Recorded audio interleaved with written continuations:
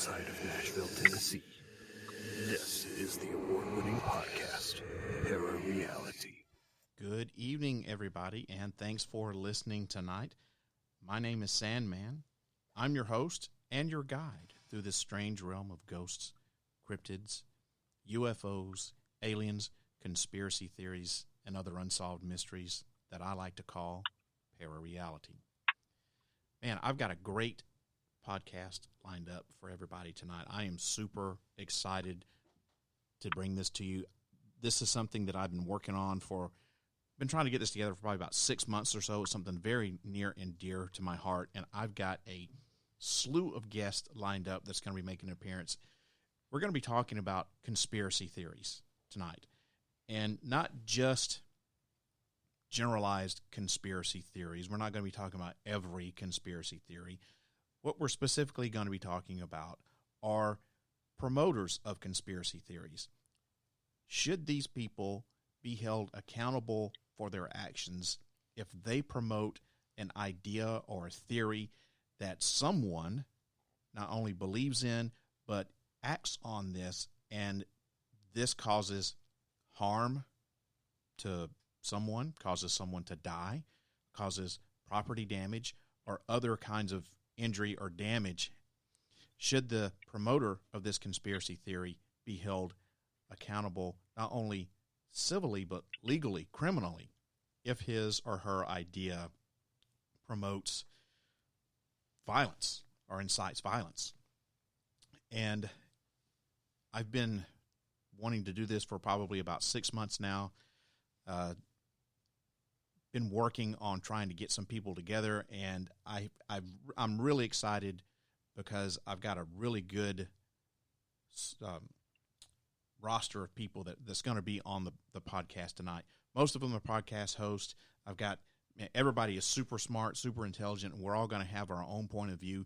Maybe you agree that these people should be held accountable. Maybe you don't, but that's why we're having this debate. I've even got an attorney. I can't believe I scored this, but I got an attorney that's on the podcast, and she's going to be able to give us some legal points of view concerning all this. And I can't wait to introduce all these guys, have them on the podcast, and us have this roundtable discussion, so to speak, about conspiracy theorists and their legal accountability for what they promote. But before we start off with all that, take a listen to this real quick. ParaReality is a proud member of the Straight Up Strange podcast network. To learn more about all the awesome podcasts that are members of the Straight Up Strange family, go to straightupstrange.com and get strange. Hey, how would you like to be an agent of chaos? What is chaos? It's the knowledgeable apprentices of Sandman, and that's what I call my Patreon account members. I'm looking for new agents, and I'd love it if you'd sign up to become one. There are 3 levels of agents, and all are extremely affordable, $5 a month or less. Each level offers exclusive content, along with the ability to help create podcast episodes, and even the chance to be a guest or a co-host. To learn more, head on over to patreon.com/ParaReality. 100% of the proceeds from Patreon goes back into producing quality content for this podcast. You are listening to the ParaReality podcast, your information source for conspiracy theories, UFOs, the paranormal, and all things unexplained. New episodes drop the first Friday of every month at 8 o'clock p.m. Central U.S. time. Listen on your favorite podcast station. Turn on, tune in, and find out. If you wish to change, you must first lift the veil of ignorance that has been cast over your eyes. Only then will you see the true power of the universe.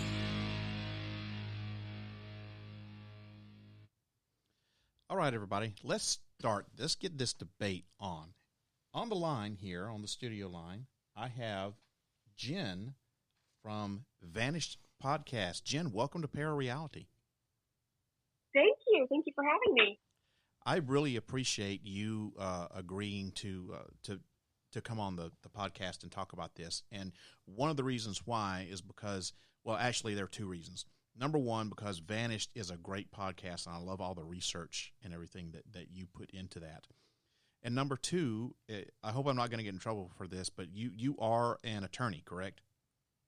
Yes. Yeah, so you're going to bring a unique perspective to this debate, this roundtable discussion that we're going to be having, and I'm looking forward to what your opinion is on all this. Well, thank you. I appreciate the compliment, and I'm really looking forward to it. Well, before we get into it, why don't you tell my listeners, in case they've never heard of Vanished podcast, tell them about Vanished and how they can listen to it. Sure. So as you said, I co-host Vanished. My co-host is Chris Williamson, and Chris is the creator of Chasing Earhart project. And so initially Vanished started out as a show about Amelia Earhart. And as you said, I am a criminal defense attorney out of Texas, and Chris reached out to me because he had this really cool idea of what if we take all of the different theories of what happened to Amelia and put them all on trial and do a mock trial for each one. And that's what we did. We had guests come on, we had them, swear in, we had a judge come in, we cross-examined everybody, we discussed rules of evidence, we discussed hearsay, we discussed forensic science, and all of this cool stuff. And then when we were done, we thought we had so much fun and the listeners enjoyed it so much that we took that concept and we have applied it to other historical disappearances. So we have so far covered Jack the Ripper and John Wilkes Booth, and we have a whole lot more that we're in the process of researching and working on that we're really excited about. And we were talking about this off air. If you're a ripperologist and you haven't heard their Jack the Ripper series, you owe it to yourself to listen to that, because that is phenomenal. The research that you guys put into that is amazing. High praise. Thank you so much. You're welcome. And how can they find Vanished podcast? So we're on any platform that has podcasts. On Twitter, we are Vanished Pod. On Instagram, we are Vanished Pod. I believe we're also on Facebook too, facebook.com/Vanished Pod. That's our handle everywhere. But iTunes, Stitcher, Spotify, pretty much anywhere that has podcasts, we're there. Just search Vanished. You'll know it's us because we have the black logo. All right. Thanks, Jen. Thank you. Secondly, I've got my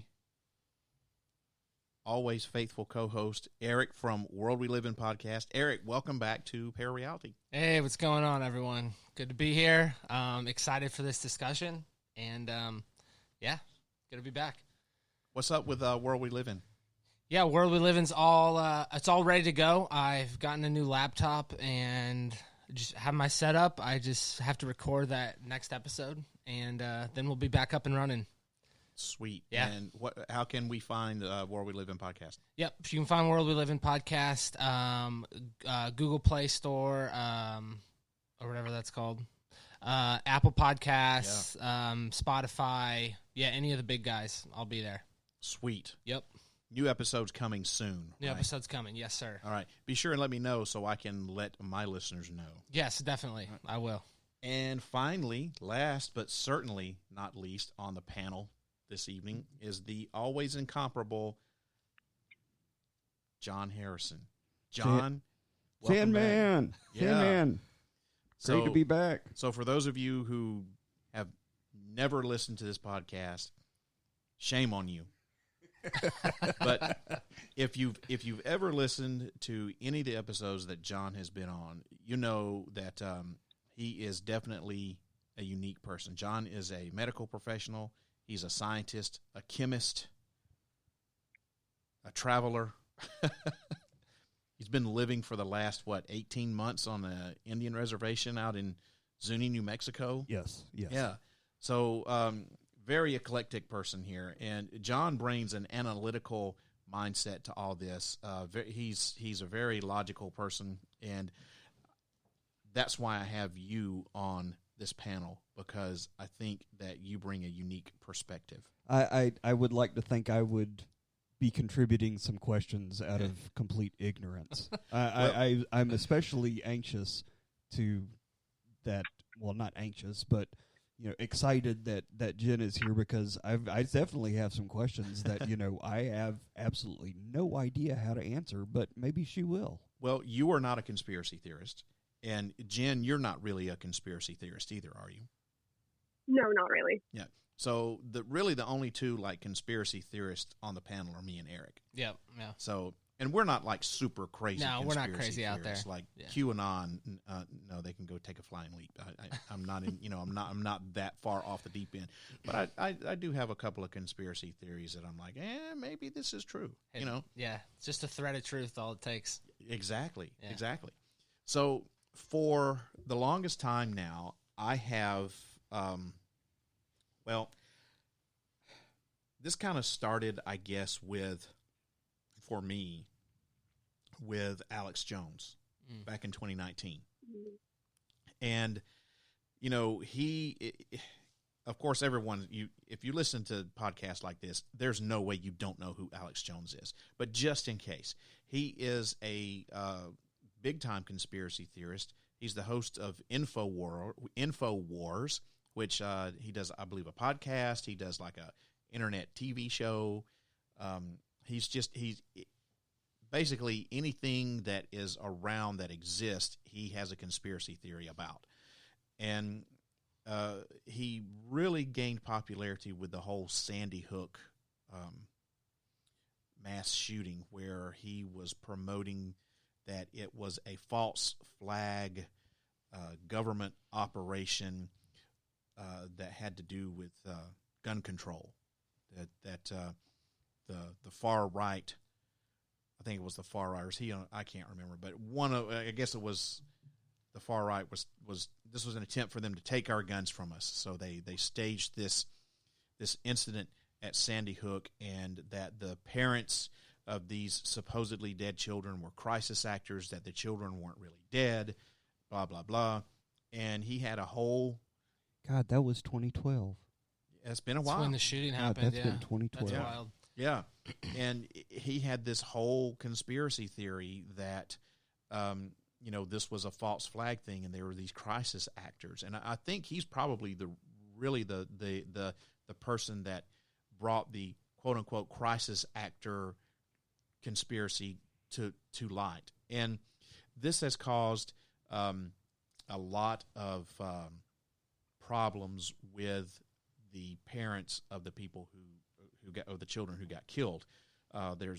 They've been threatened with their lives. They've been harassed. A few of them's had to move several times, and this has been going on for years. And I never really paid too much attention to it until a couple of years ago, when he had the lawsuits that were filed by these people, because they're like, look, you're responsible for spreading all these vicious lies and rumors, and everybody knows that, it's been proven that his conspiracy theories are false. And right now there are no less than 4 civil lawsuits against him. I'm looking at this website. There's a website devoted to this. It's called InfoWarsLawsuit.com. Wow. And the legal firm that's representing all these people have this thing up and running, and they've got everything you want to know about the lawsuits. They've got it up there, all the documents. You can download it. And I think I think that's when this first came to me, that like, hey, if you are promoting some sort of cockamamie conspiracy theory and people, it causes harm to people, why can't you be held accountable? And then, you fast forward to this QAnon and Trump with all of his craziness and everything that he was promoting, and that led to the insurrection where people died.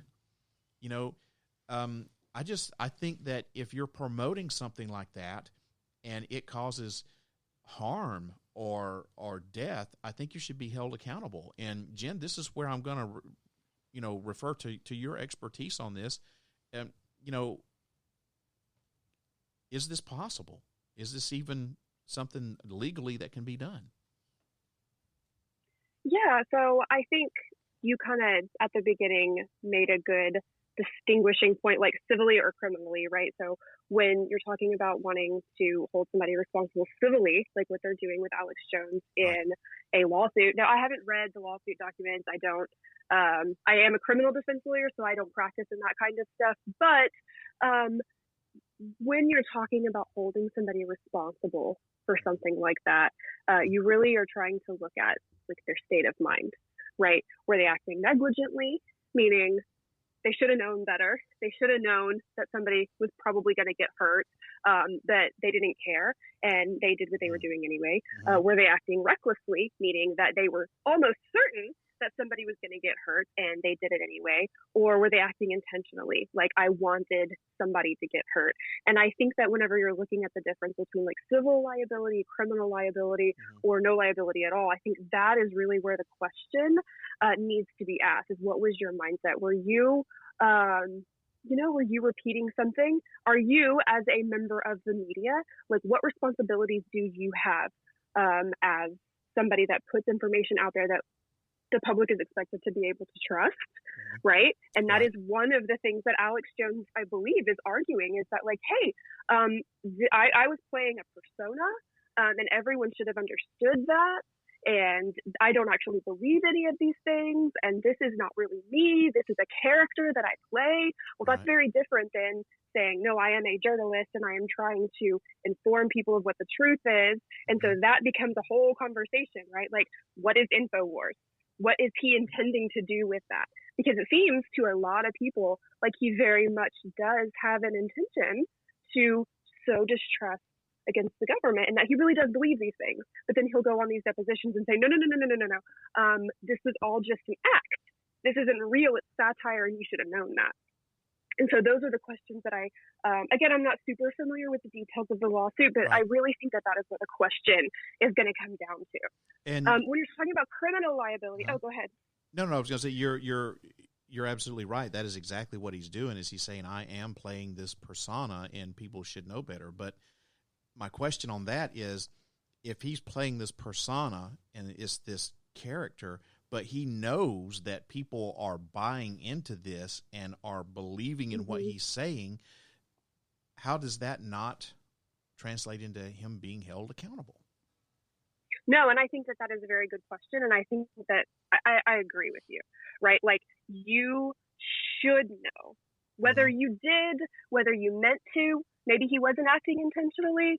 But even then, I think that when you have the following that he has, I mean, he had Donald Trump on his show many times, right? Like, he has been, from the very beginning, whenever he was just a radio show in his bedroom, right? He has always very much been all about the distrust the government, conspiracy theory, do anything you can to resist kind of. That's always been him.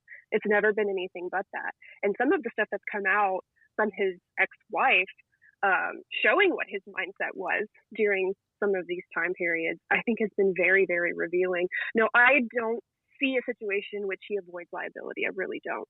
What he did was pretty egregious. He re-victimized every one of the Sandy Hook parents, and it was awful. Well, I'm glad to see you feel that way. Is it criminal though? Is what he did criminal? So when you talk about criminal liability, the burden is always going to be a bit higher. When you talk about criminal conspiracy, which is, I think, what we would be getting into, can you be held criminally liable for something somebody else does, right? In the Alex Jones situation, you're talking about people who maybe harassed the Sandy Hook parents. When you talk about January 6th, you're talking about people that stormed the Capitol, that committed murder, that committed, certainly trespass, vandalism, any number of crimes. So when can you hold somebody else criminally responsible simply for putting a conspiracy theory out into the world? And I think there it's going to be a little bit more difficult, because I do think to hold someone criminally liable, you do generally have to show that they acted intentionally, meaning that I did this because I wanted to further a bigger conspiracy, and I had the specific intent that these people go and commit these crimes. And that, I think, is a little bit harder to prove. Well, it's kind of like I was talking to John about this the other day, and it's kind of like, if let's just put this scenario out there. Let's just say I want to kill Eric because he's encroaching on he's the co-host, but he's more popular than I am, and I can't take it, so I'm jealous. So I want him gone. So I have a conversation repeatedly with John Harrison where I'm like, man, if someone would just take Eric out, if they just kill him, it would solve all of my problems, everything, But I don't say I want you to kill him, but he gets it in his mind, hey, if I kill Eric for Sandman, then I will be forever in his good graces, and maybe I can be the new co-host. And he kills him. Don't I hold as even though I never said I want you to kill him, but don't I have a degree of responsibility? Isn't that like a conspiracy to commit murder charge? That is absolutely conspiracy to commit murder, because you have formed the specific intent for the murder to take place, and then you have taken overt acts to ensure that happens. No, you didn't outwardly say. You're trying to veil your criminal liability by speaking in code, but that's not going to actually veil your liability. And it's interesting because Michael Cohen, he's alleging that a lot of the stuff that went on during Trump's administration was exactly that. And I'm not going to get you into like the political stuff, but a lot of those allegations are being thrown around about that is the entire President Trump administration right there. Was that you've described the entire administration? Yeah. Sorry. No. I want us to have these debates. So, Eric, what do you think? Do you think that well, let's just, since we started talking about Alex Jones, let's stick with this topic. Yeah, right yeah, now. Of course. I personally think that he knew what he was doing whenever he was promoting this, but I don't think that he intentionally wanted people to get harassed and all that. But I don't think what he did was criminal. So I don't think he could criminally be held accountable, but definitely civilly, Yes, I agree with you. And the tough thing about Alex Jones is he spews so much BS. Oh God, that it's hard to understand. Look closer.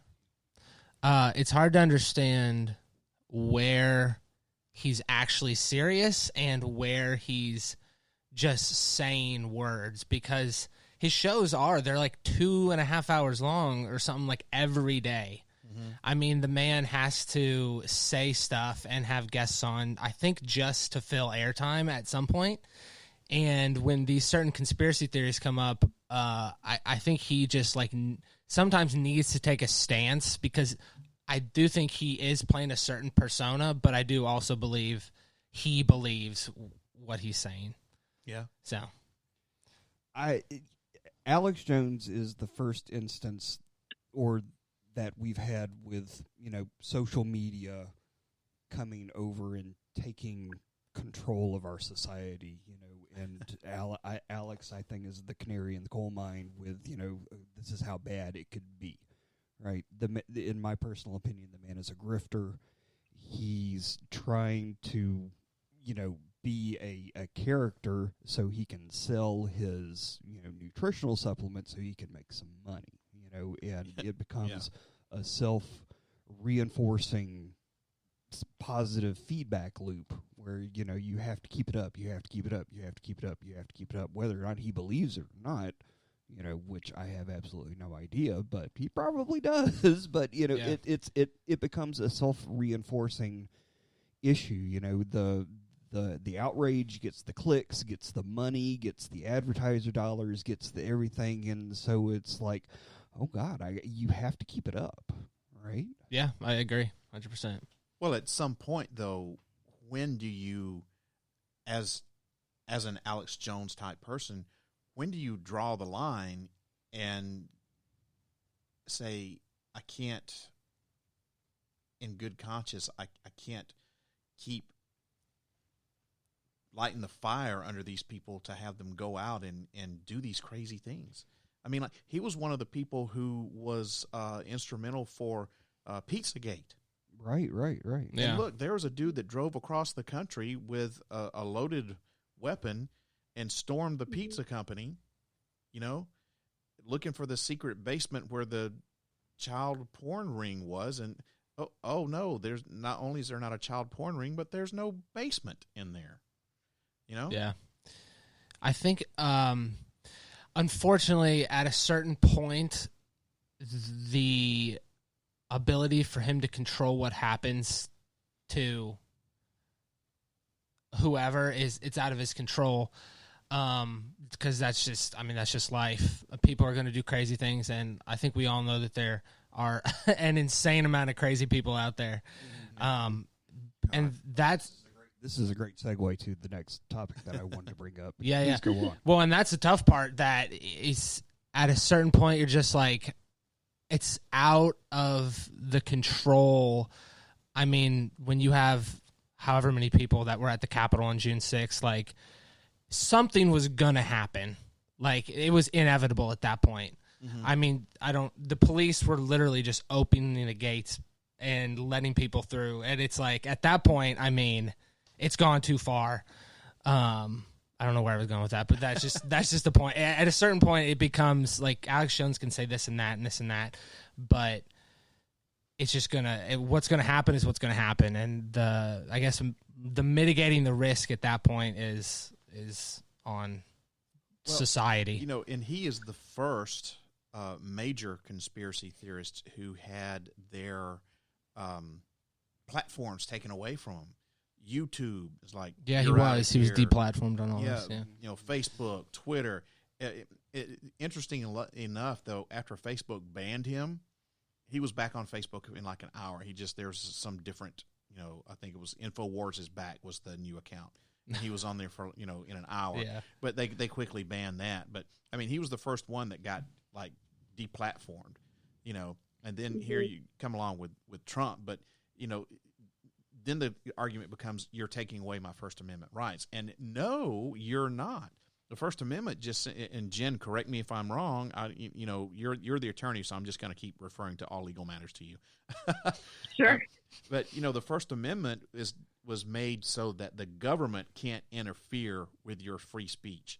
But Facebook, right. Twitter, Instagram, all these social media platforms, that's a privately owned company, and they can kick you off for whatever reason they want to. If they get tired of hearing your bullshit, and like, oh, nope, you've crossed the line, you're out of here. I mean, am I right on that, Jen? No, you're absolutely right. That Facebook, YouTube, Twitter, Instagram, they all have the right to ban whoever they want.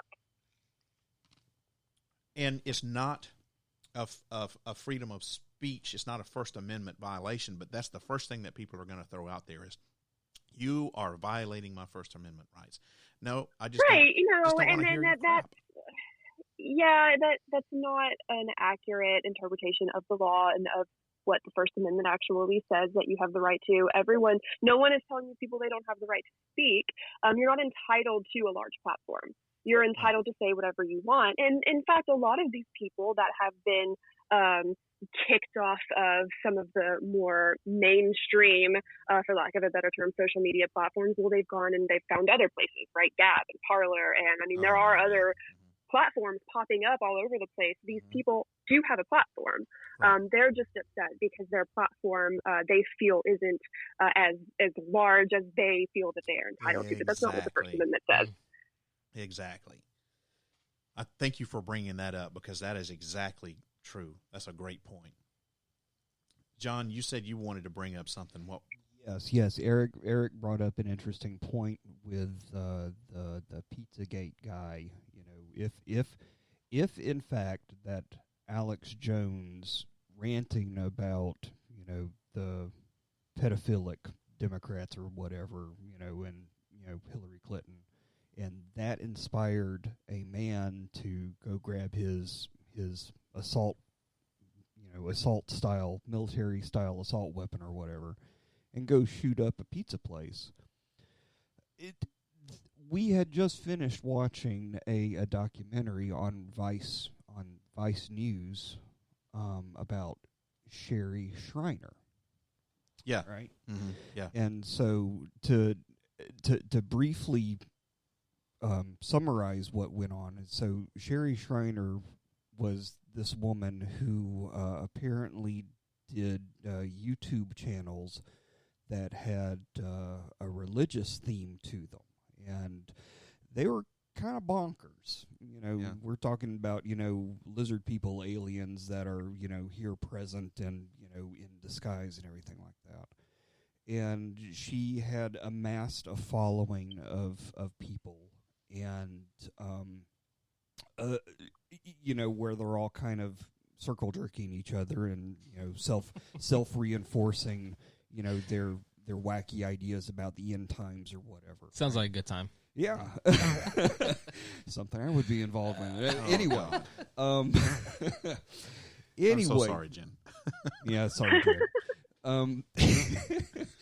Anyway, so one of them gets excommunicated from the group, you know, because they question, you know, Sherry on whatever issue, right?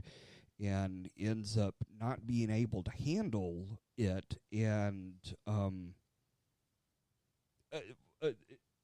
someone gets killed, right? And Well, there were two people who she excommunicated. Right, and there were two people. both of them killed themselves. Right. And so then the question becomes, it's like, and then someone went to jail for murder? Yes. Because, you know, the method of execution sort of looked like it was intentional and not, you know, okay, I'm going to do suicide, but I'm going to hold your hands and do it, you know, implicating you in the murder instead of it just being a suicide. Anyway, so it got really in-depth and involved. Very convoluted. And very convoluted, and, you know, but my question is like, okay, what, and Shriner is dead now. She died a few years back. Right. So, but her legacy lives on. You can still YouTube her stuff right now. Yeah. And, you know, someone is still selling stuff for her. Her ministry is still active. She was Right. making like $70K a year off of this. Right. And so my I guess my question then becomes, it's like, okay, who holds the responsibility then? And isn't there a point where you got to say, okay, look, you're talking about lizard people. This is just absolutely fucking nuts. You know, and it's your fault for, you know, buying into this bullshit. Yeah. So where do we draw the line there? Like, I'm asking everyone, where do we draw Yeah. the line on that? Well, Who is culpable? I'm sorry, Jen. I have to ask this, and then I'll let you talk. I'm sorry. Are you saying, could she be held accountable for someone killing themselves? If we are asking the question, is the person who is spewing the conspiracy theories liable? Mm-hmm. Then why can't Sherry Shriner be held liable hypothetically then? That's a great question. Mm. Jen? That is a crazy story. I have never heard that story before. What documentary is this? Hold on, I'll look it up real quick. It's on the Vice channel, and it's called The Devil You Know. Yes, The Devil You Know.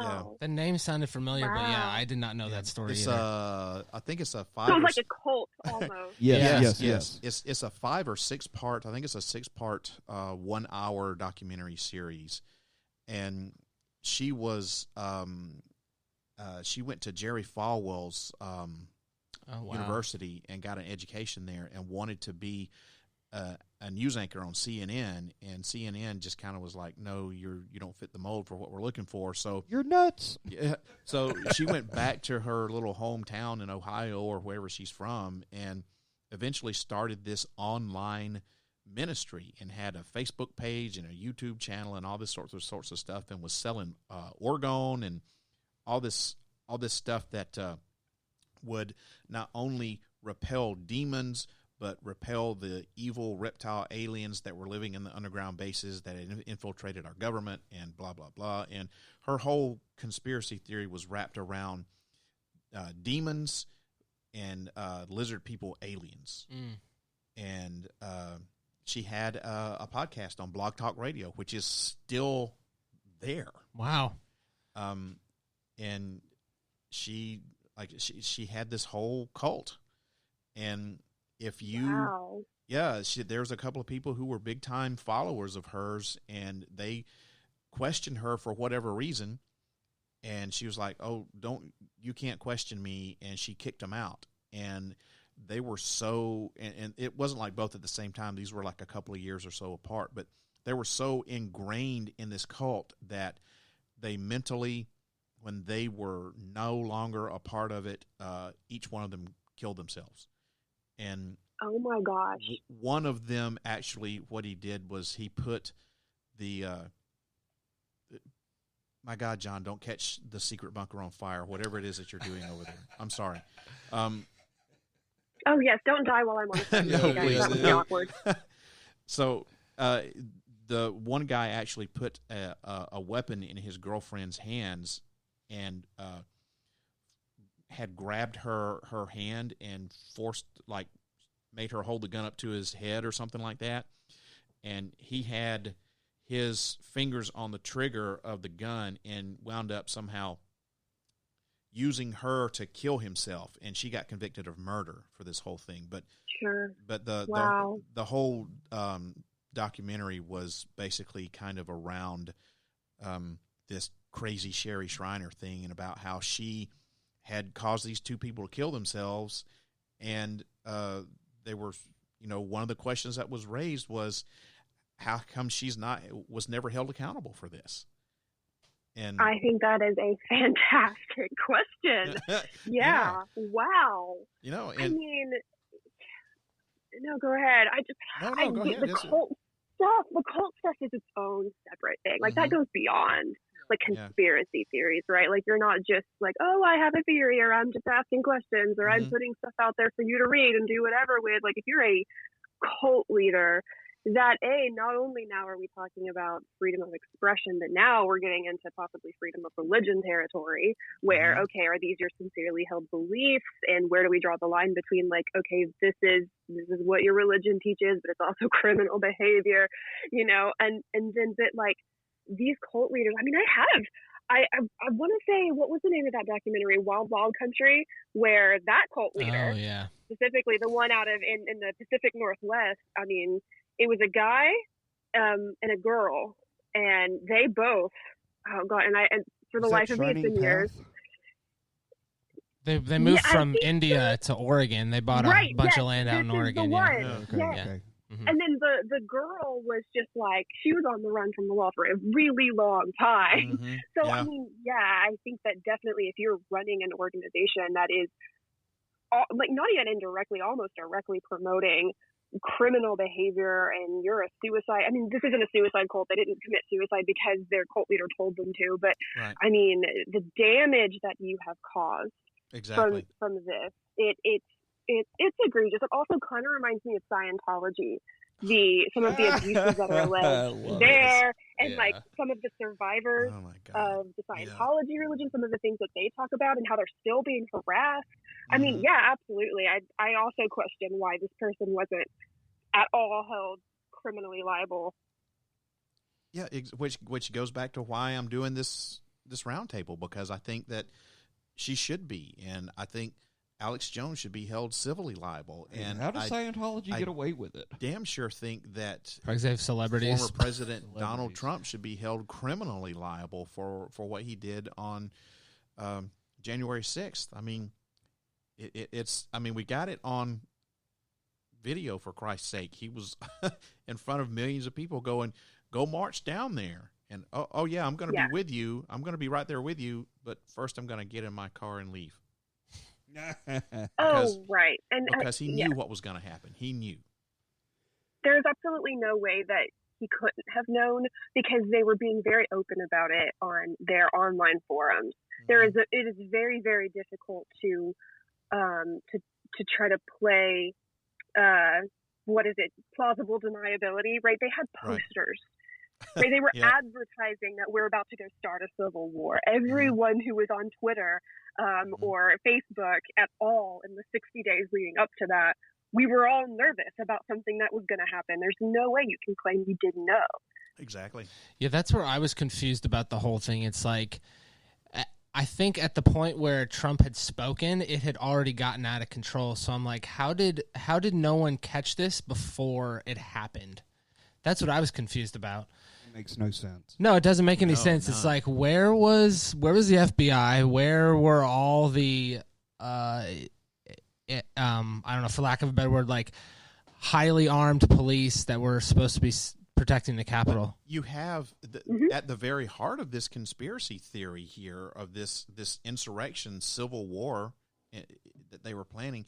You have the president of the United States of America, who happens to control, the FBI and the CIA and the Capitol Police and all that. All he has to do is just say, I don't want you guys here. You don't have to have a presence there. Right? But isn't that what happened to a certain extent? Yeah. I mean, he got on camera and said, "Well, I've called out the National Guard," and that turns out not to be true. Exactly. Well, at least 85% of everything that came out of his mouth for 4 years was not true. And my question is, why right now? I don't give a crap if he was the president of the United States or not at one point in time. Why is he not being held criminally liable? I mean, they got to have some congressional committee now that's investigating. We don't need all that. Why do we have to have that? How come he's just not? How come some U.S. attorney from somewhere? I don't know. I'm not obviously I know nothing much about the law, but because he's extremely wealthy. Period. Well, is he though? I mean, yeah, that is one of the things that has baffled me as well, because I know at the very least the AUSA's office, or the U.S. Attorney's office in New York, the Southern District of New York, I know that they were investigating him for tax fraud for the longest time, still are, to the best of my knowledge. I know. Isn't it just so wrong that we're going to have to get him on an Al Capone charge instead of for what he actually did? I'll take it, though. Which is really common. That is pretty common. But yeah, I have always thought that the only way to stop not only him as a person, but some of the dangerous fringe groups that he inspires is to indict him, is to hold him criminally responsible. I don't think it was enough that he was voted out of office, because he's sitting down there at Mar-a-Lago with the office of the former president, and he's going to run again. And if he doesn't run again, then he's going to have a platform on Newsmax, and he's going to continue doing what he does. And unless you hold him criminally responsible for what he has done, it's going to come back, and we're going to see these people again. And then at what point, if he's held criminally responsible and found guilty and has to, do the time, whatever it is, what kind of backlash is that going to have from all of the rabid Trump supporters and the QAnon? And speaking of QAnon, isn't that kind of, I've been calling it the cult of Q for the longest time now. Don't you think QAnon's kind of like a cult? Oh, absolutely. Yeah. And I think that, like more than anything else that we've talked about so far, does have a leadership organization. Because I don't think he was ever one person. I think it was a group of people. And I don't know who those people are. For all I know, they could just be some nerd sitting in their basement that like to play on 8chan. Or, I mean, I have no idea. But at the very least, I know, or I believe, that not only did they know exactly what was going on whenever they were posting these things and riling people up, but I think that they wanted it. There's no way that they didn't. Yeah, and I agree with you. I think that holding them criminally not only holding them criminally responsible, but also finding them guilty, I think is going to send a very powerful message, especially if we do this to Trump, and we have his insurrectionists, however many people they're going to bring to trial for all of that. I mean, I hate to say that me and John and Eric are sitting here in the secret bunker in Tennessee, and there's how many people from Tennessee that got involved in this that are arrested? A lot. Is there a handful? Yeah. Yeah. It's crazy. It's crazy. And I can't believe that they're not, at one point I had found a website, and I wrote the name of it down, and of course, in true fashion, I lost it. But there's a website that I found that listed everybody that had been charged in this insurrection, what their names were, how old they were, where they were from, and what they were charged with. And there was not one of those. I read the whole thing, and there was not one of those people that got charged with anything, like manslaughter or murder in the third degree or anything like that. It was all like, trespassing and refusing to leave government grounds when told, and stuff like that. Mm-hmm. which is sad. Yeah. Yeah, I think that also raises important questions on punishment, right? And I think that this is something that's always fascinated me because I am a criminal defense attorney. And so one of the reasons why I am and why I love what I do is because I have always felt that in this country we over-incarcerate, we over-punish. I think that we tend to, the punishment tends to not fit the crime in a lot of cases. A lot of cases. Oh, yeah. And sometimes, we're talking about high-profile people. Maybe we don't think that somebody has been punished enough. But I think the vast majority of the time, we're talking about regular people. We live in a very law and order society. And I know that that's a conversation we're all having right now. But for decades, that has been what got politicians elected, not only Republicans, but Democrats as well. Go back to Clinton. He ran on a very law and order platform. And you wouldn't expect that out of a Democrat today, but that is the tradition that we have with our law and order, like with our justice system. And compare that to people that are complaining about cancel culture, right? So there is a conversation to be had about where do we draw the line on how harsh a consequence should be for something. It's one thing to say, yes, there should be consequences, right. But it's interesting to me that the law and order people that want to throw the book at somebody, that are perfectly happy with sending a young man to prison for the rest of their life, are the same people that are upset when the consequences of something they did seem very severe, right? And I think it's a really interesting conversation because on the one hand, yes, we absolutely want to keep people from committing treason and causing a civil war. These are very dangerous things, not only for law and order and public safety, but for the legitimacy of our democracy. But at the same time, we're talking about individuals. And how do you treat an individual in the context of the criminal justice system versus how do you treat it as a political problem and a threat to democracy problem? Those are really important conversations to have, I think. Yeah, absolutely. And I don't know how to put this intelligently, so please forgive my ignorance, but what kind of criminal charges are we talking about here when we're talking about someone who's promoting a conspiracy theory and someone gets hurt because of it or dies, commits some sort of criminal act? This kind of brings us back full circle of, okay, so we agree, probably this person should be held accountable in some way. And if what they promoted caused someone to commit a crime, okay, now they should be held criminally liable. But now what? What kind of punishment are we talking about here? I mean, is it, we'll give you probation or prison? Right. And a lot of that is going to be a policy question more than a legal question, because legally, if you assist in a crime, then you could legally be held criminally liable for the fruits of that crime. And here in Texas, we have a word like what we call it here in my jurisdiction, we call it party liability. Other jurisdictions might call it like accessory before the fact or whatever.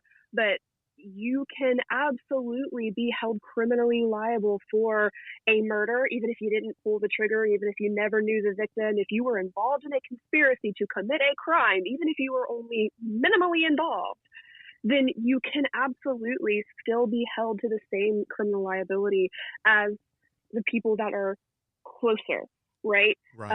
And so when that question really is not a question about the law, it's a question about policy. And it's a question of what do we think it's going to take to not encourage this behavior in the future, to adequately punish the wrongdoing that we think was done to society. And those are hard questions to answer, and I don't have all of the answers to them. Isn't that what happened to Manson? Because he didn't actually do the murders, but he inspired them. Right. Yeah. Right. Well, he basically said, here's a knife, go out and kill some people. Yeah. So that's pretty. No, I know that's set in stone. I think. I don't think anyone's arguing with that. Yeah.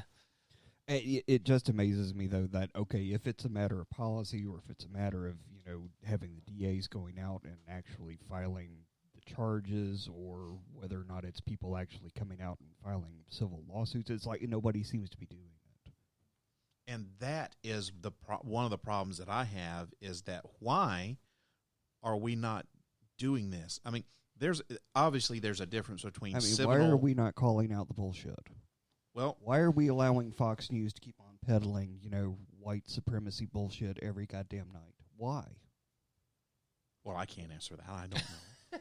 Why? But you're absolutely right. I mean, why? Because who owns Fox? What's their names? Rupert Murdoch. Yeah.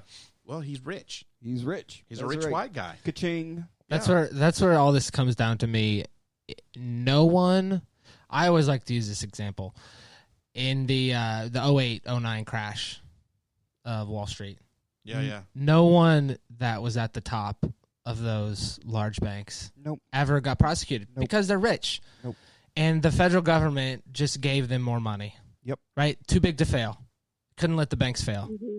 So they knew that. They knew that, and that's why they were doing the crime, because they knew that they would never get prosecuted.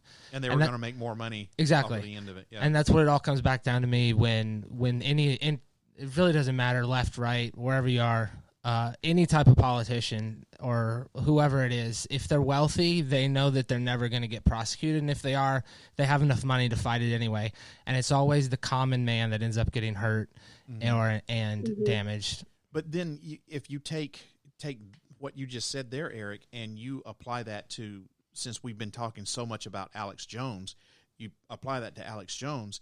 Now, I would not say that he's more wealthy than the common man, but he's not like he's not uber wealthy, Trump level wealthy, or dare I say Jeffrey Epstein level. Right?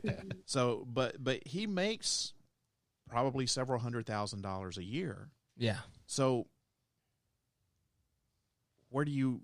I mean, it's taking somebody. Saying he's kind of in the middle.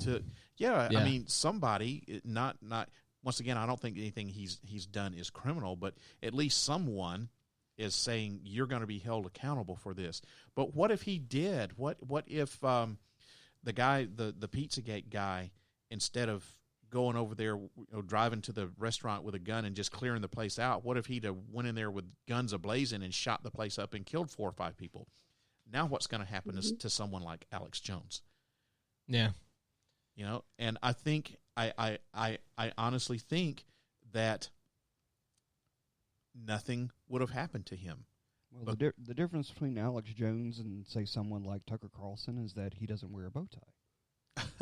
I mean, Alex is just too batshit, to really make that much money and be taken that seriously, I in my opinion. Well, that's a good point. But, once again, I don't think that anything would have happened to him, not criminally, unless there was enough people, enough of the common man who raised enough hell for someone official in the government to say, okay, now we should do something. But if no one said, if none of the common man would have raised enough hell, then they would have let him go. He would never have been held accountable. Think about how many things that applies to. Like all of these police shootings we're hearing about. Yep. When is there accountability? When it's caught on video and we all see it. Mm-hmm. Otherwise, nothing happens. Bingo. It's the same concept. Mm-hmm. Yeah, that makes you wonder how many things have happened that were not caught on video. And never, nothing ever happened. And in today's day and age, I know this is kind of getting off topic, but in today's day and age, if a cop does something out of line, if he shoots an unarmed person, whether that person's black, white, green, red, yellow, whatever, if he shoots someone that's unarmed, first of all, he should know better because there's cameras every GD where. He's probably got one on his vest, that's running.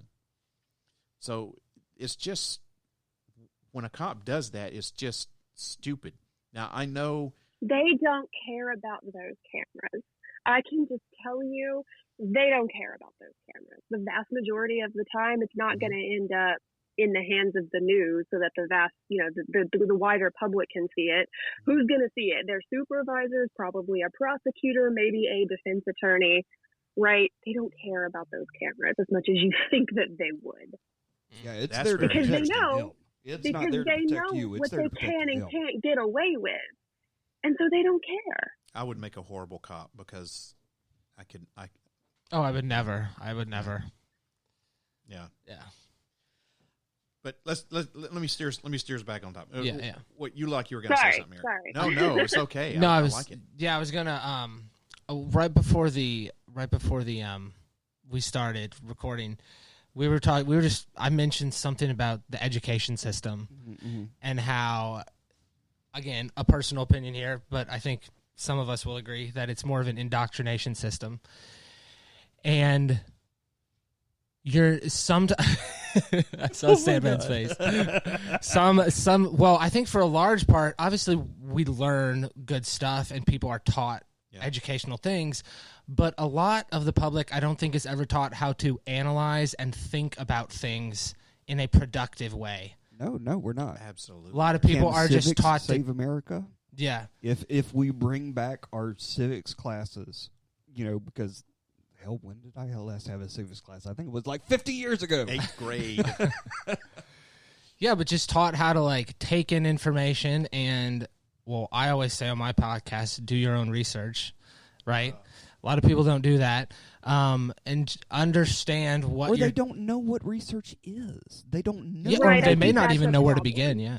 They don't know Right. how to analytically Research think. isn't exactly. I think that's a big part of the problem. But a lot of people, because a lot of these QAnon conspiracy theorists will also tell you, well, do your own research. But to them, Googling something or hanging out on 8chan, that's research. Yeah. Right. Bingo. It's not just about being able to go find information. It's about being able to process what is reliable information and what isn't. Having a good, liberal education is something that no Republican wants anyone to have anymore.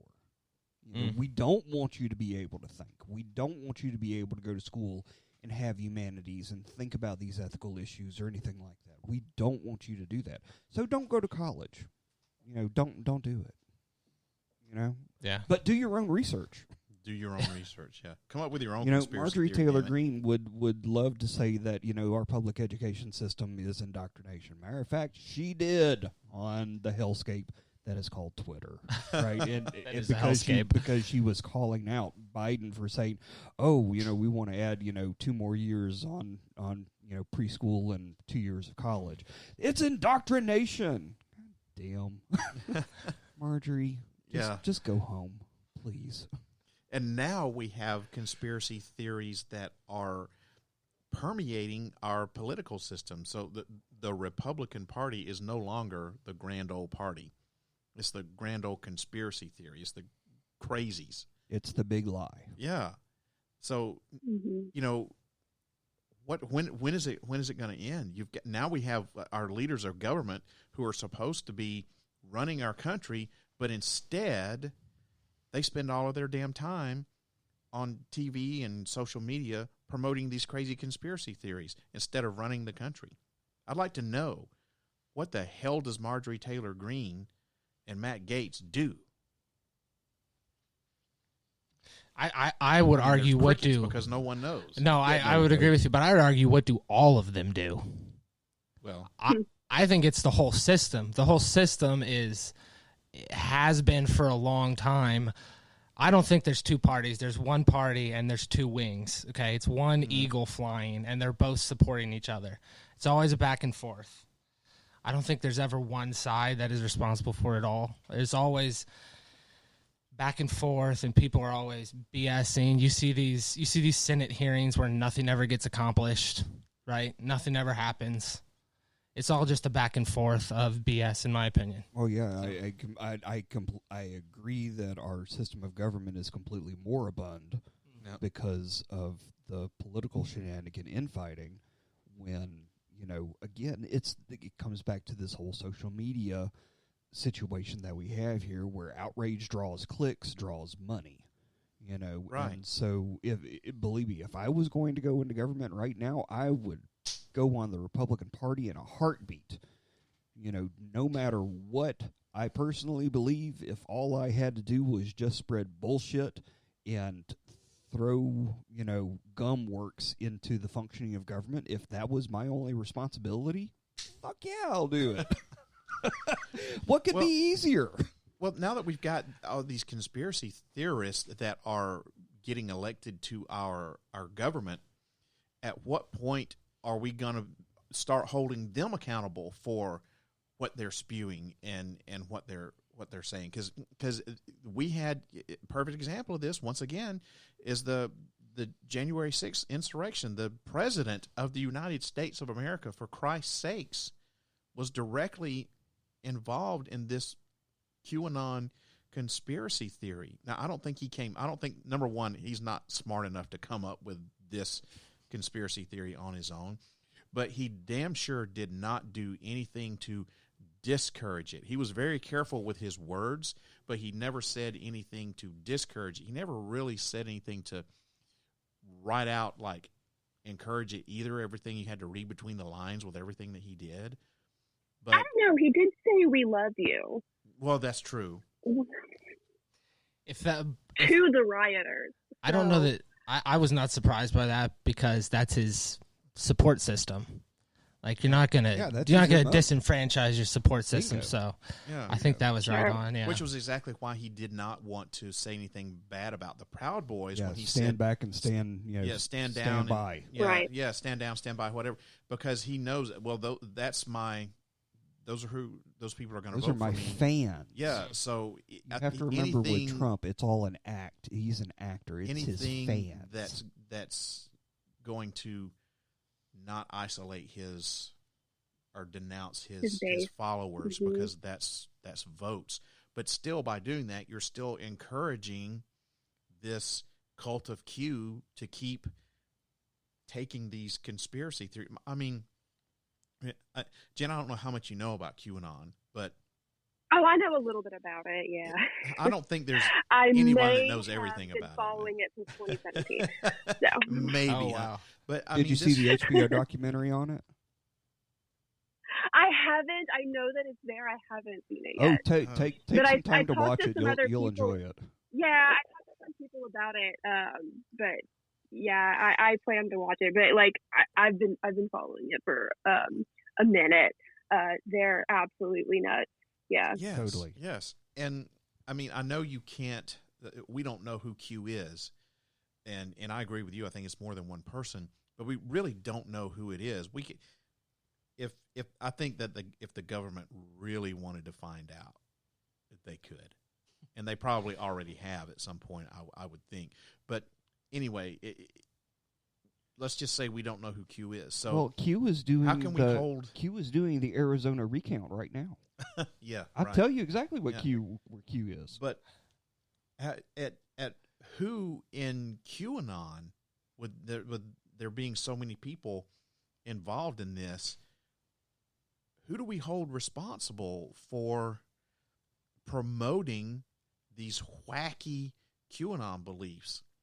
And people wound up getting hurt because it was Q or QAnon followers who were at the Capitol who stormed it and caused the deaths of 5 people by their actions. I think that is a really good question because, like, on the one hand, you could say all of them, but then I do think there is an argument to be made for some of the just average Joe cult followers.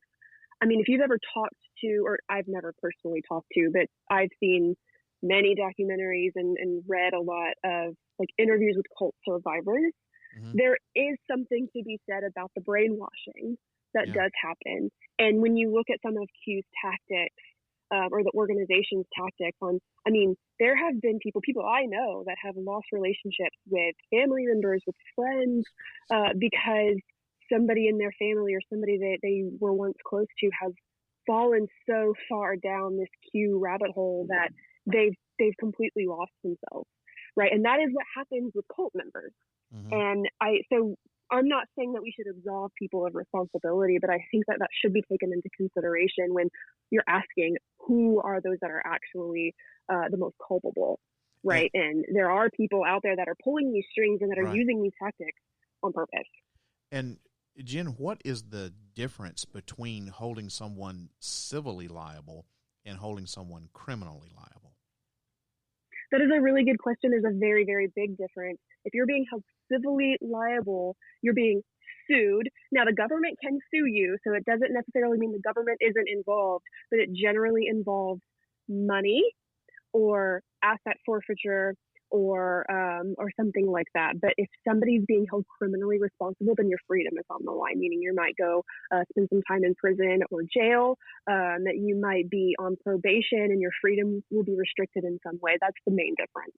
And correct me if I'm wrong on this, but I've also heard that if you're held civilly liable for something, it means, okay, if you're found guilty, it means, okay, you are responsible for this act or whatever that happened.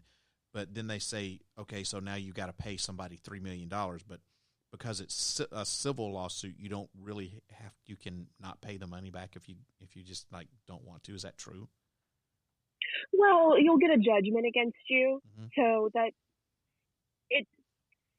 for all practical purposes, if you are what we call judgment proof, meaning somebody can get a judgment against anybody for $3 million, right? And that's a piece of paper. And they might even put liens up against your property. You might not be able to sell your house, or you might not be able to get rid of some of your assets. They might even garnish some of your assets, because you can do that. You can garnish somebody's assets to satisfy a judgment.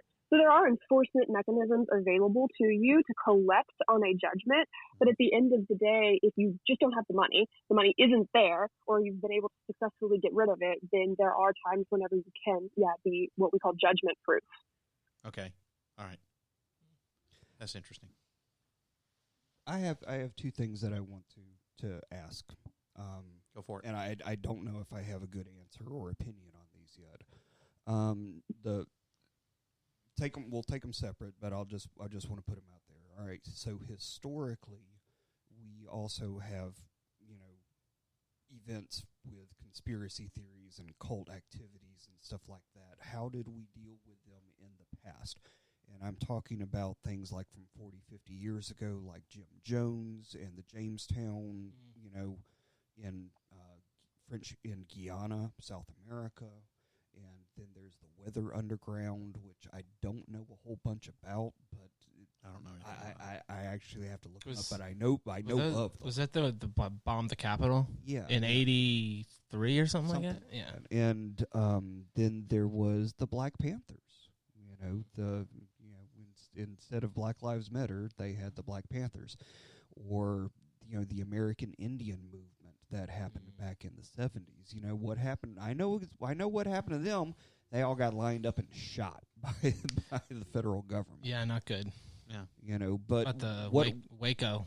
Yeah, and that was there was Waco too. That was highly militarized, but yes.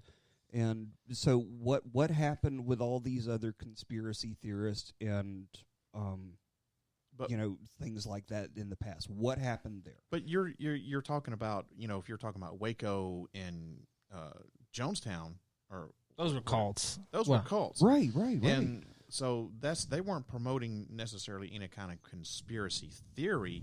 Those were just cults, and their cult leaders died in the melee that ensued. So yes, it absolutely solved died itself. They got held accountable by whoever. By the federal government killing them.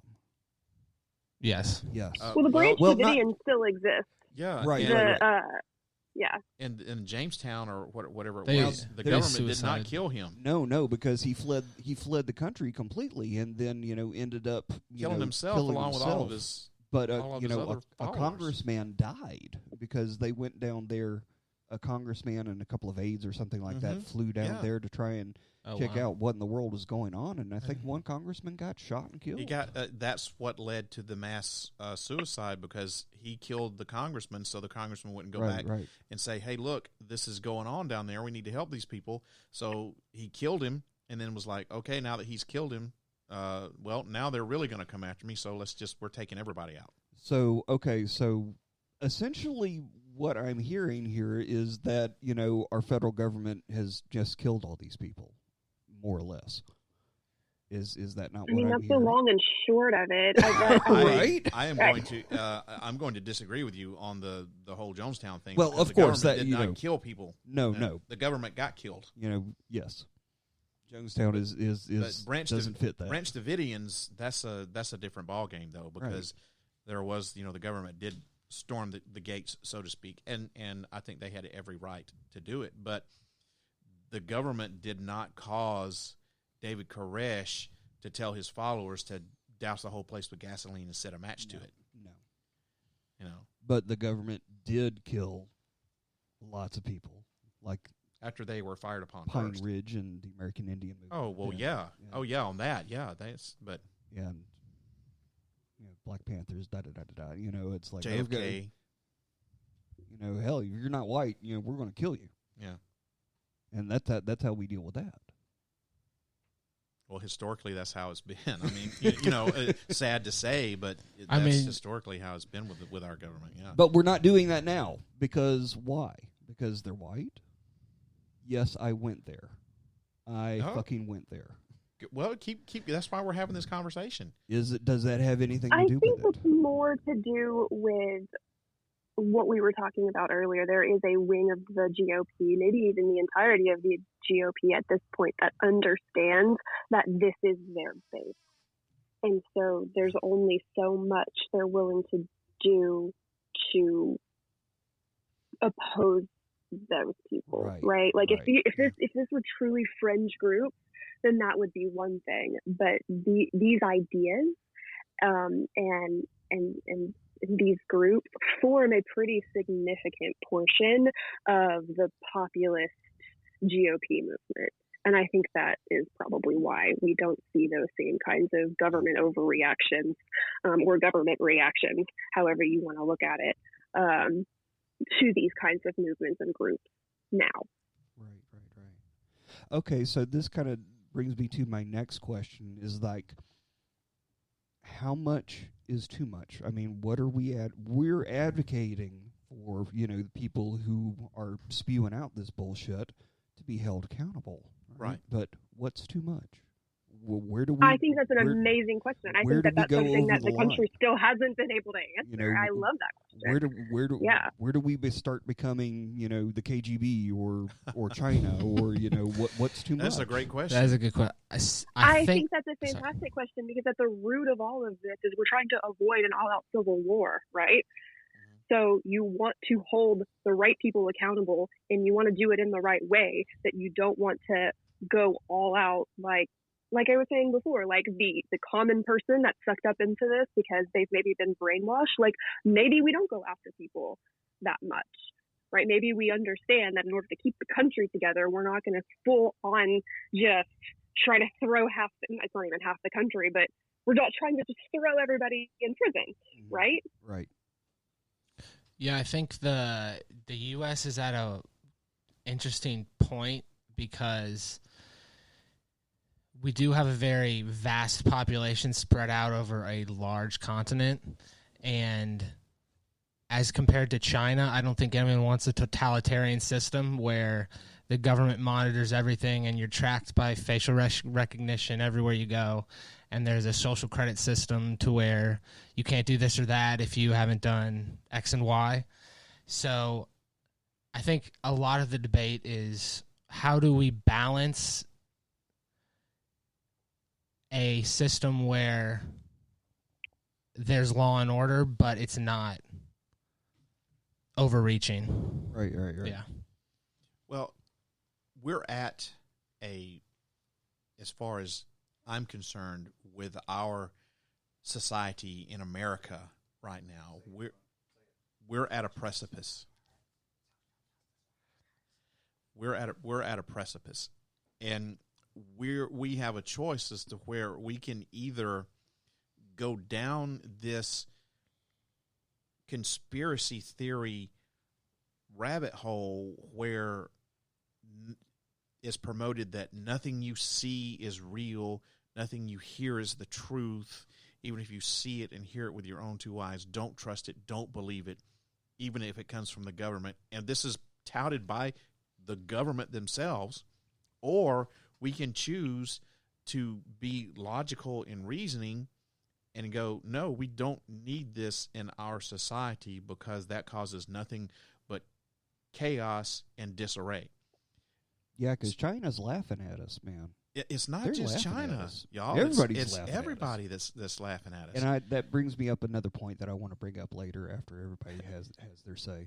But, you know, and I'm not, what I'm advocating is not let's, like, go after everybody who promotes some sort of conspiracy theory and let's make them suffer these dire and terrible consequences and have them give up their freedom.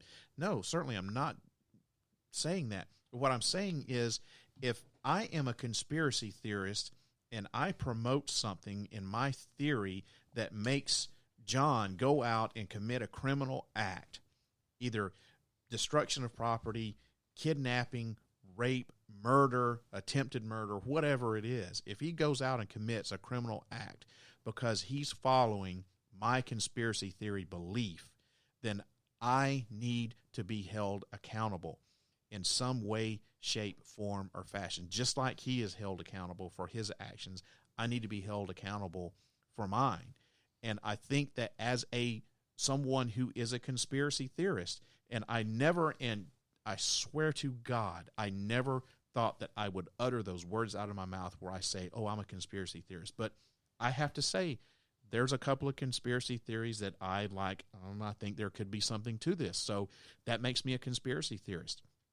But as a conspiracy theorist, I should have a degree of responsibility to the people that which is everybody, since, you know, I have this podcast platform that literally is available to everybody. But I have a degree of responsibility to be well, for lack of a better word, a responsible conspiracy theorist. I don't need to be promoting all these dangerous things to everyone. And it's okay. Look, it's okay to believe, if you want to believe in Pizzagate, that there's a child pornography ring in the basement of Comet Pizza or whatever the name of that, Cosmic Pizza or whatever. Believe it. That's okay. You can believe it. I don't believe you're a lizard. I fucking know you're a lizard. But if you go, if your belief causes you to go down there and commit an act of violence and harm, then that's going to directly relate to the people that are promoting this conspiracy theory, you know? So I agree. I think that if you have a platform, any size platform at all, you do have to be very mindful of what you put out there for people to hear. Yeah. And the bigger your platform, the more you have to be mindful of that. Exactly. Right? If you have a podcast, right? But what if you didn't? What if you're just talking to your friends and something you directly say to somebody causes them to do something? Well, I can see how maybe we look at that differently than, say, Alex Jones and every single person in between that has varying degrees of how big is my platform. But I think in any of those situations, you always have to be mindful of what you're influencing others to do. And if you know that you have people that are looking to your show and looking to your platform to get information on something, you always have to be responsible about how you present information. Right. Look, if I believe the earth is flat, and that's my conspiracy theory, and I go on my Flat Earth podcast, and, you know, every week I spend an hour telling everyone why I think the earth is flat and why you should believe it too, that's cool. That's great. But if I am of the belief that lizard people are taking over our government, and I go on my podcast every week for an hour and I say, lizard people have infiltrated our government and we need to do something about it. Someone needs to go down to the Capitol and take these lizard people out. We need to do something about it. And then someone does. Hey, that's on me just as much as it is the other person. And no one right now is really adhering to that. No one is no one's holding these kind of people accountable until you get, you know, to Alex Jones and his civil thing. I think this is really going to set a precedence for what's going to happen to people down the road.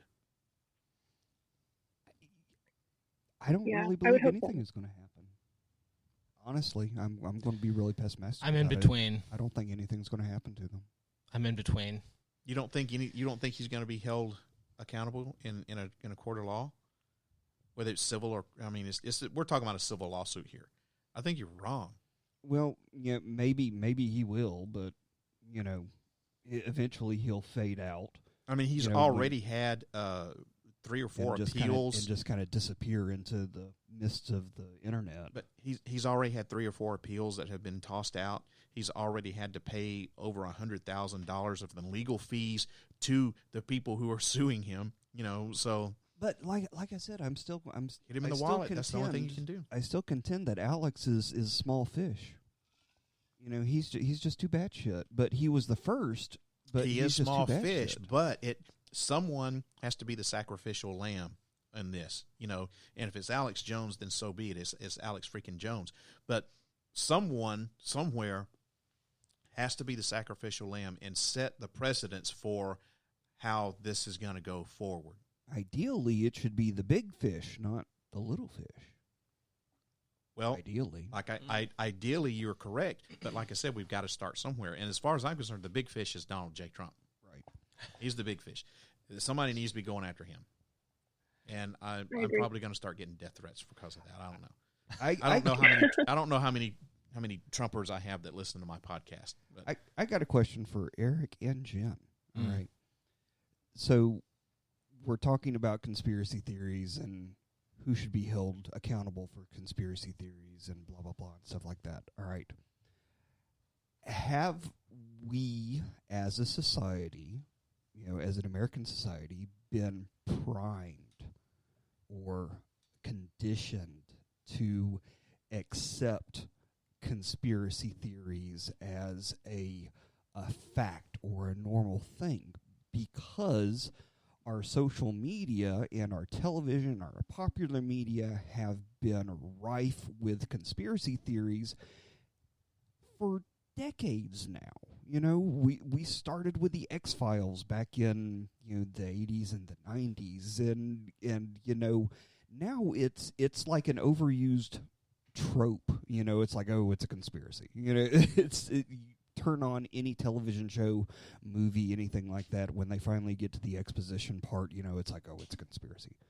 Are we as a culture just primed to expect and anticipate there to be a conspiracy theory or a hidden motive or anything else? I would love to hear, Jen, your opinion, and Eric, yours. Jen, go ahead. I think that it goes back to trust in government, and I think that wanes and waxes over the decades. I think that in time periods when people generally trust government, you have less of it. But right now, there's certainly, between everything that's going on in different facets of government, there is a very high level of distrust in government these days. And I think that is a really key factor in why conspiracy theories are so popular right now.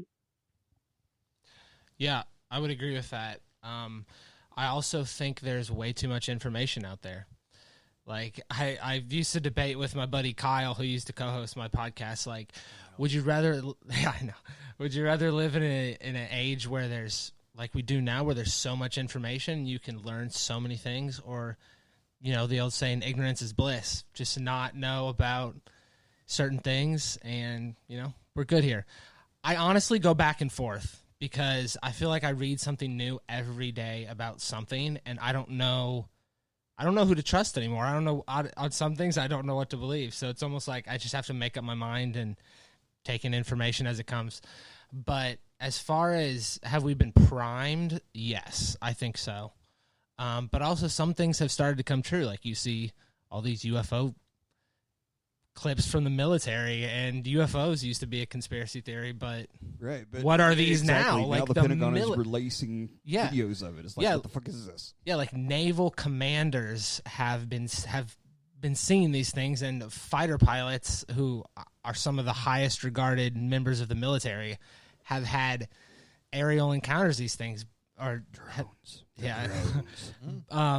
But you go back to 1947, like when one of the first saucers was seen. I mean, Kenneth Arnold, yeah.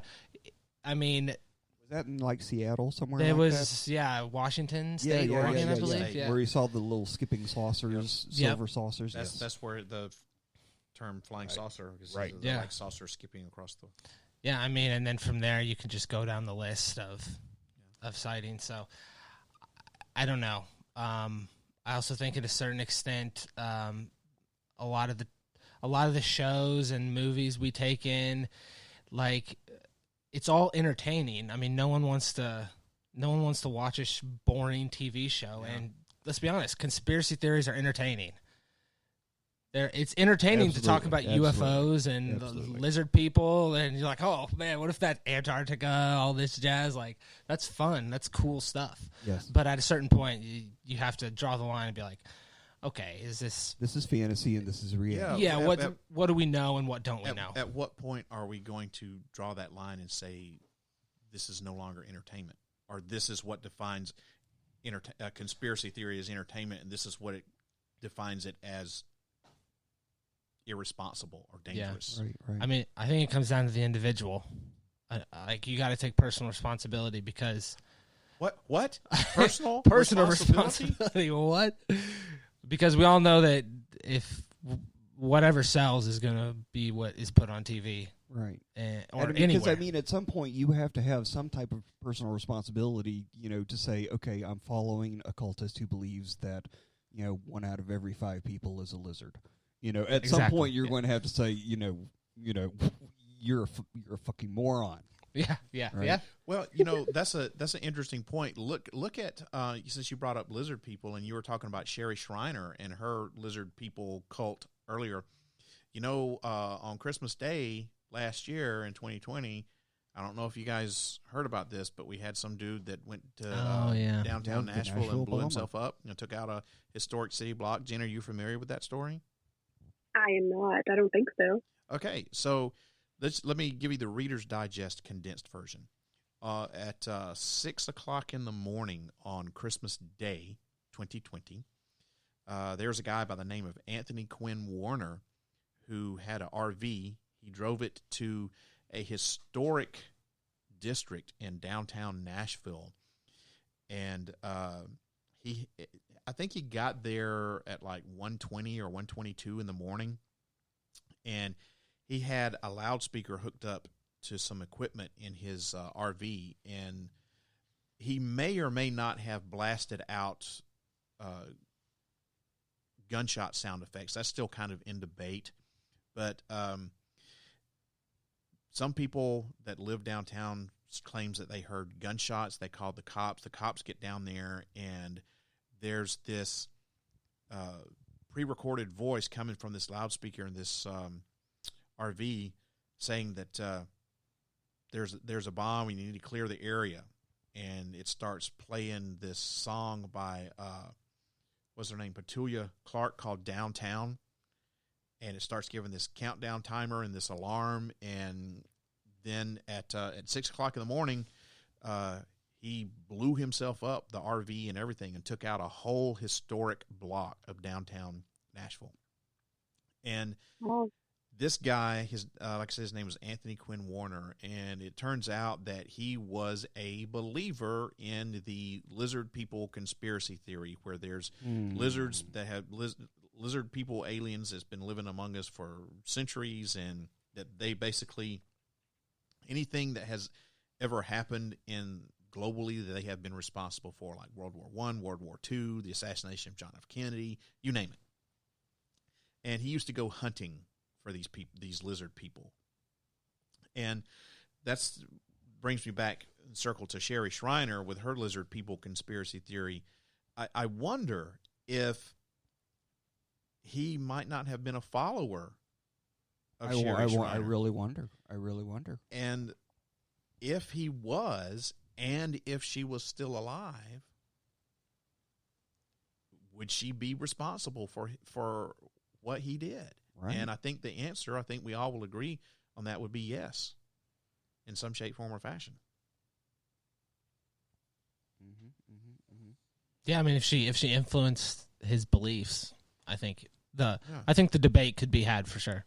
And that will never be solved. We'll never know any. There's absolutely no evidence Right. that I am aware of that says we have to be responsible conspiracy theorists. Exactly, Yes. we do.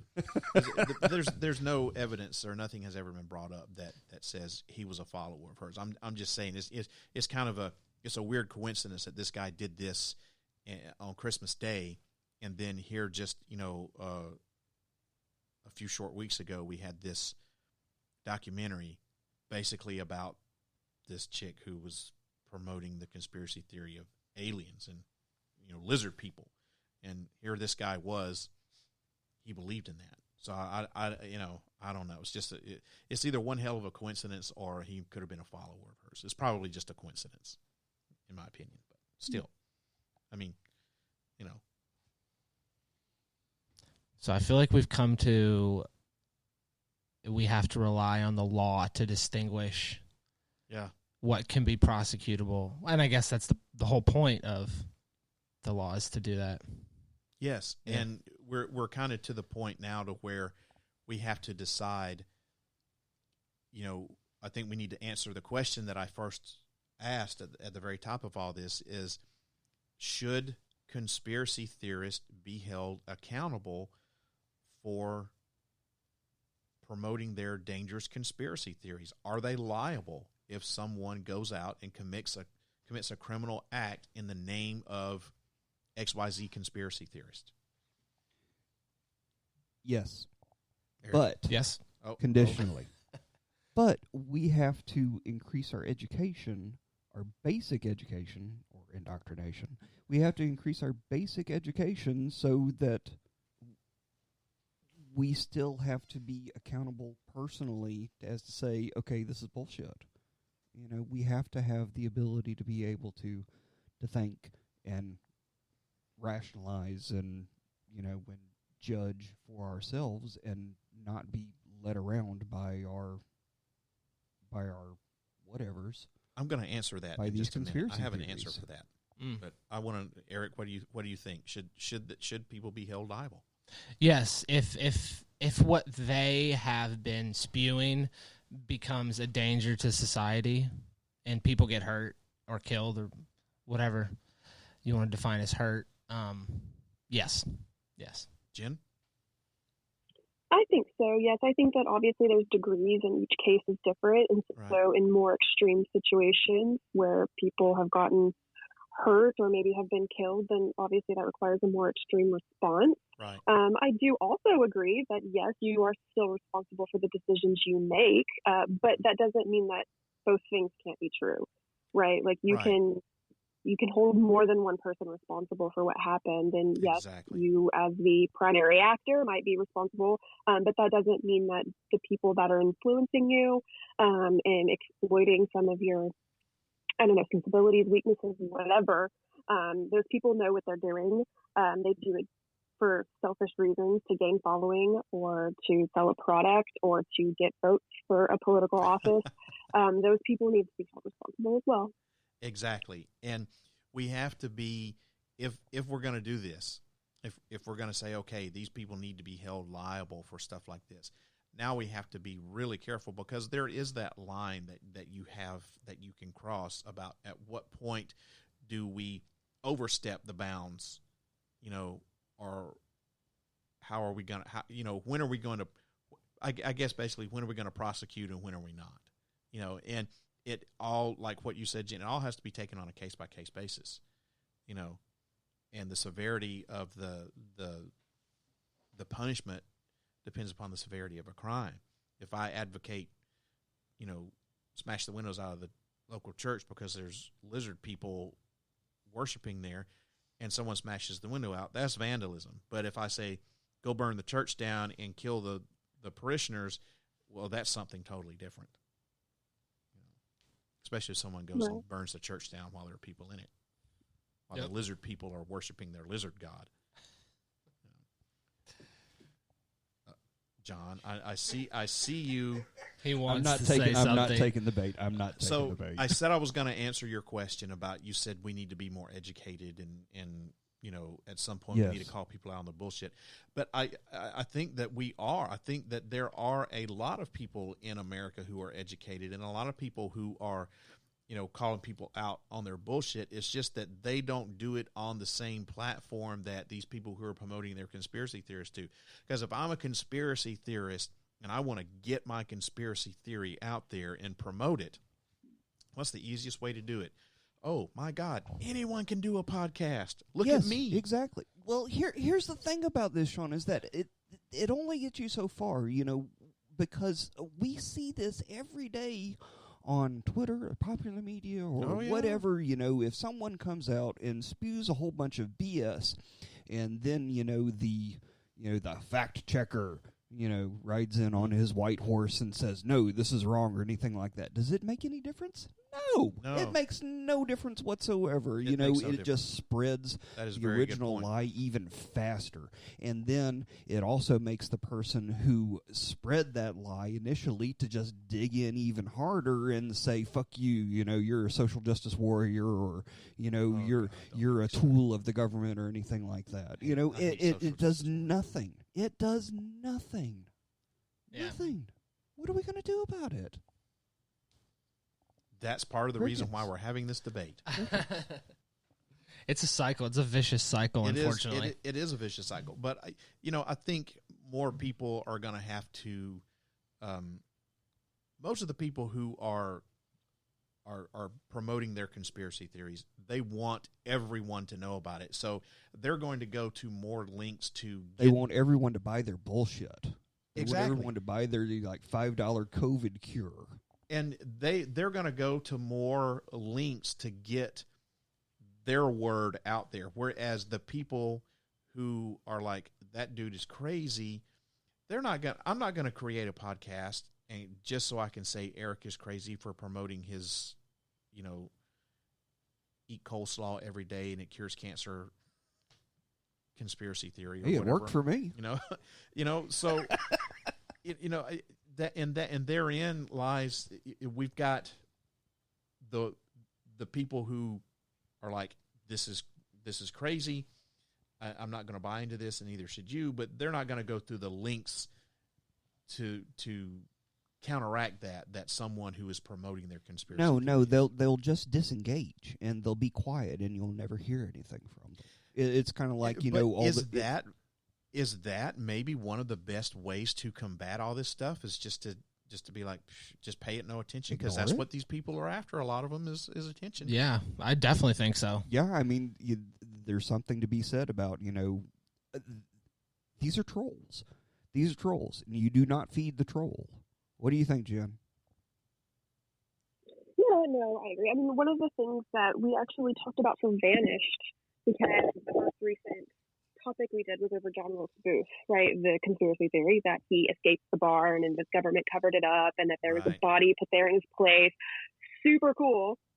The vast majority of the people that cover it don't do it very fair and balanced. And so one of the things we wanted to do was we wanted to cover it, but also we wanted to actually look at it from both sides and all of this stuff. But before we decided that, it was a conversation on, like, do we even engage with something like this? Because in doing that, we're giving it more attention.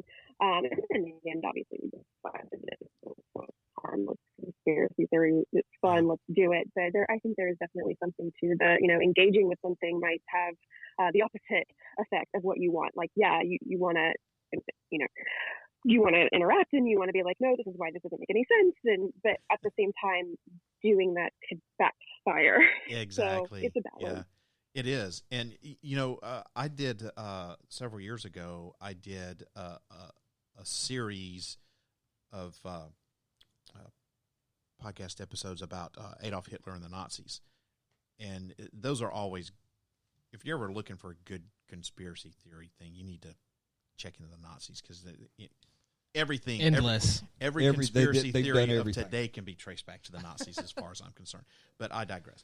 So I did this one episode on, did Hitler survive World War II? And I went into that totally of the mindset that this dude killed himself in the bunker. It totally happened. These people who, don't believe that are nuts.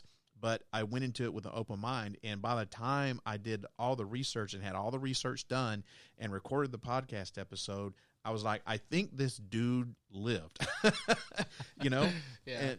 But I still didn't. I still presented exactly what you were saying, all the evidence, and you just one of the things that I always say is, I don't.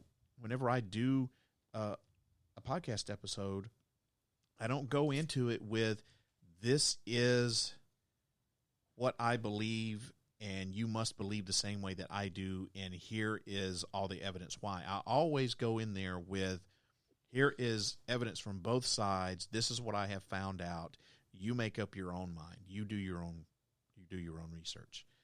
And that's part of what people aren't doing these days, is they aren't doing their own research because they don't know what research is. Just to go back to your point, Jen, and your point, Eric, and your point, John, everybody's made the same point, is people, their version of research is, let me ask Google, or let me go on 8chan or 4chan or Wikipedia or what's That's Reddit, my primary source. Reddit. And people don't even know what research is.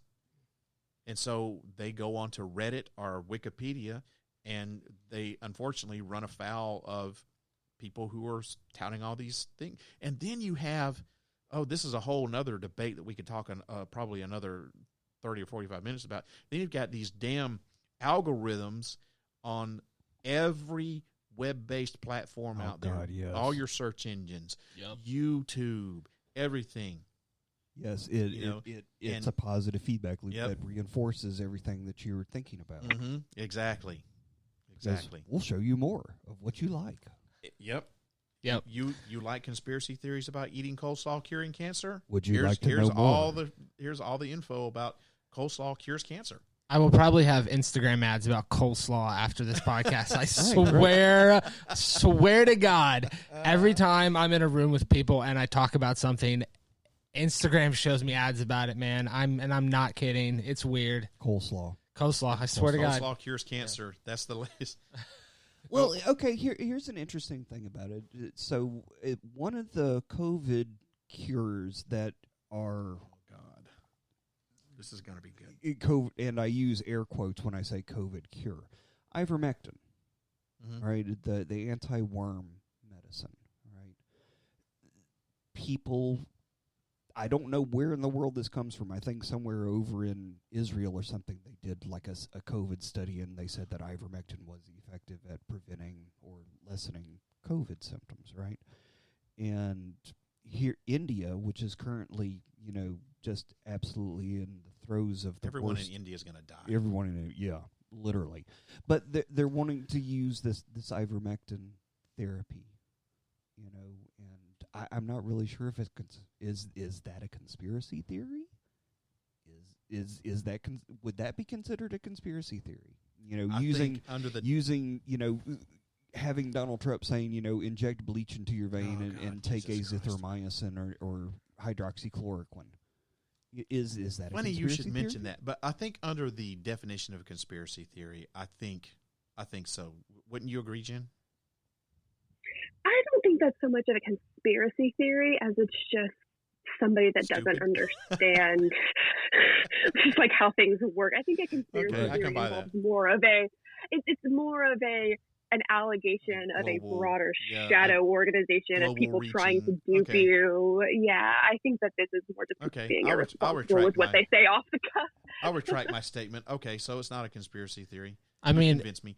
But one thing that our dumbass President Trump did was he was talking about what was one of those.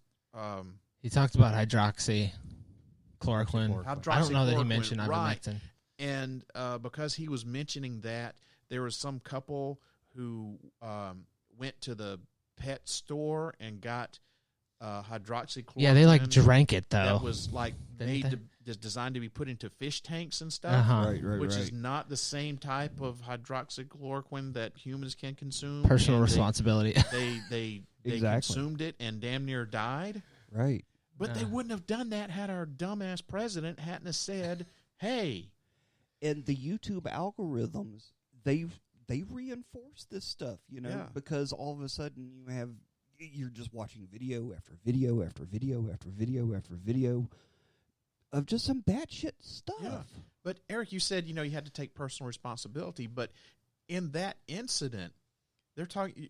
You had someone who has no knowledge of medicine whatsoever. You're in a and filter, Donald and J. then Trump. you're in a filter bubble because of social media, and it's Yeah. like, are you really personally responsible? But that's what I was going to say. Is you had a person who had no medical background whatsoever.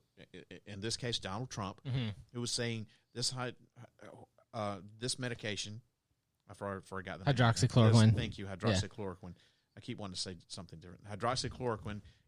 This is going to work. You just need to take it. And then you have other people like this couple who have no knowledge of medicine, who just happen to see, hydroxychloroquine is stuff that we put in our fish tank. That they don't know. Yeah. That it's not. No, I see your point. But I think 99% of the population would not ingest something I would hope so. that is dangerous. And it probably said, do not ingest. It probably did say that. So yes, I agree. I agree with you to a certain extent, but also, unfortunately, they didn't read the instructions, or it said do not ingest. So, Jen, do you think it would just be a matter of volume? X number of people have to die before they start, saying, okay, we're going to come after you criminally or civilly because you're one person. You're it telling, just takes one person to die. But I don't. Yeah, I don't think that would be a consideration. I think it would be more the circumstances of it. Okay. Yeah. Well, but But hey, I'm sorry to interrupt, but I have a family thing that I really need to get to. I might have to duck out of this early. I don't know how much longer we're planning on doing this. No, actually, I was thinking about wrapping it up here because we've been going on close to 2 hours, and I don't think anyone wants to listen to this for longer than 2 hours. You know what I'm saying? But okay. Jen, I really, really appreciate this is a great segue to just start winding things down. I really, really appreciate you agreeing to be on the podcast and talk about this because I think this is a discussion that needed to happen, and I did not expect us to have any oh my God revelation moment here, or for us to come up with anything that's going to change the course of the world. But I do think that this is a debate that needed to happen, and someone needs to say, hey, we need to start holding these conspiracy theorists liable and accountable for promoting their dangerous conspiracy theories. And, it's just going to take that one person.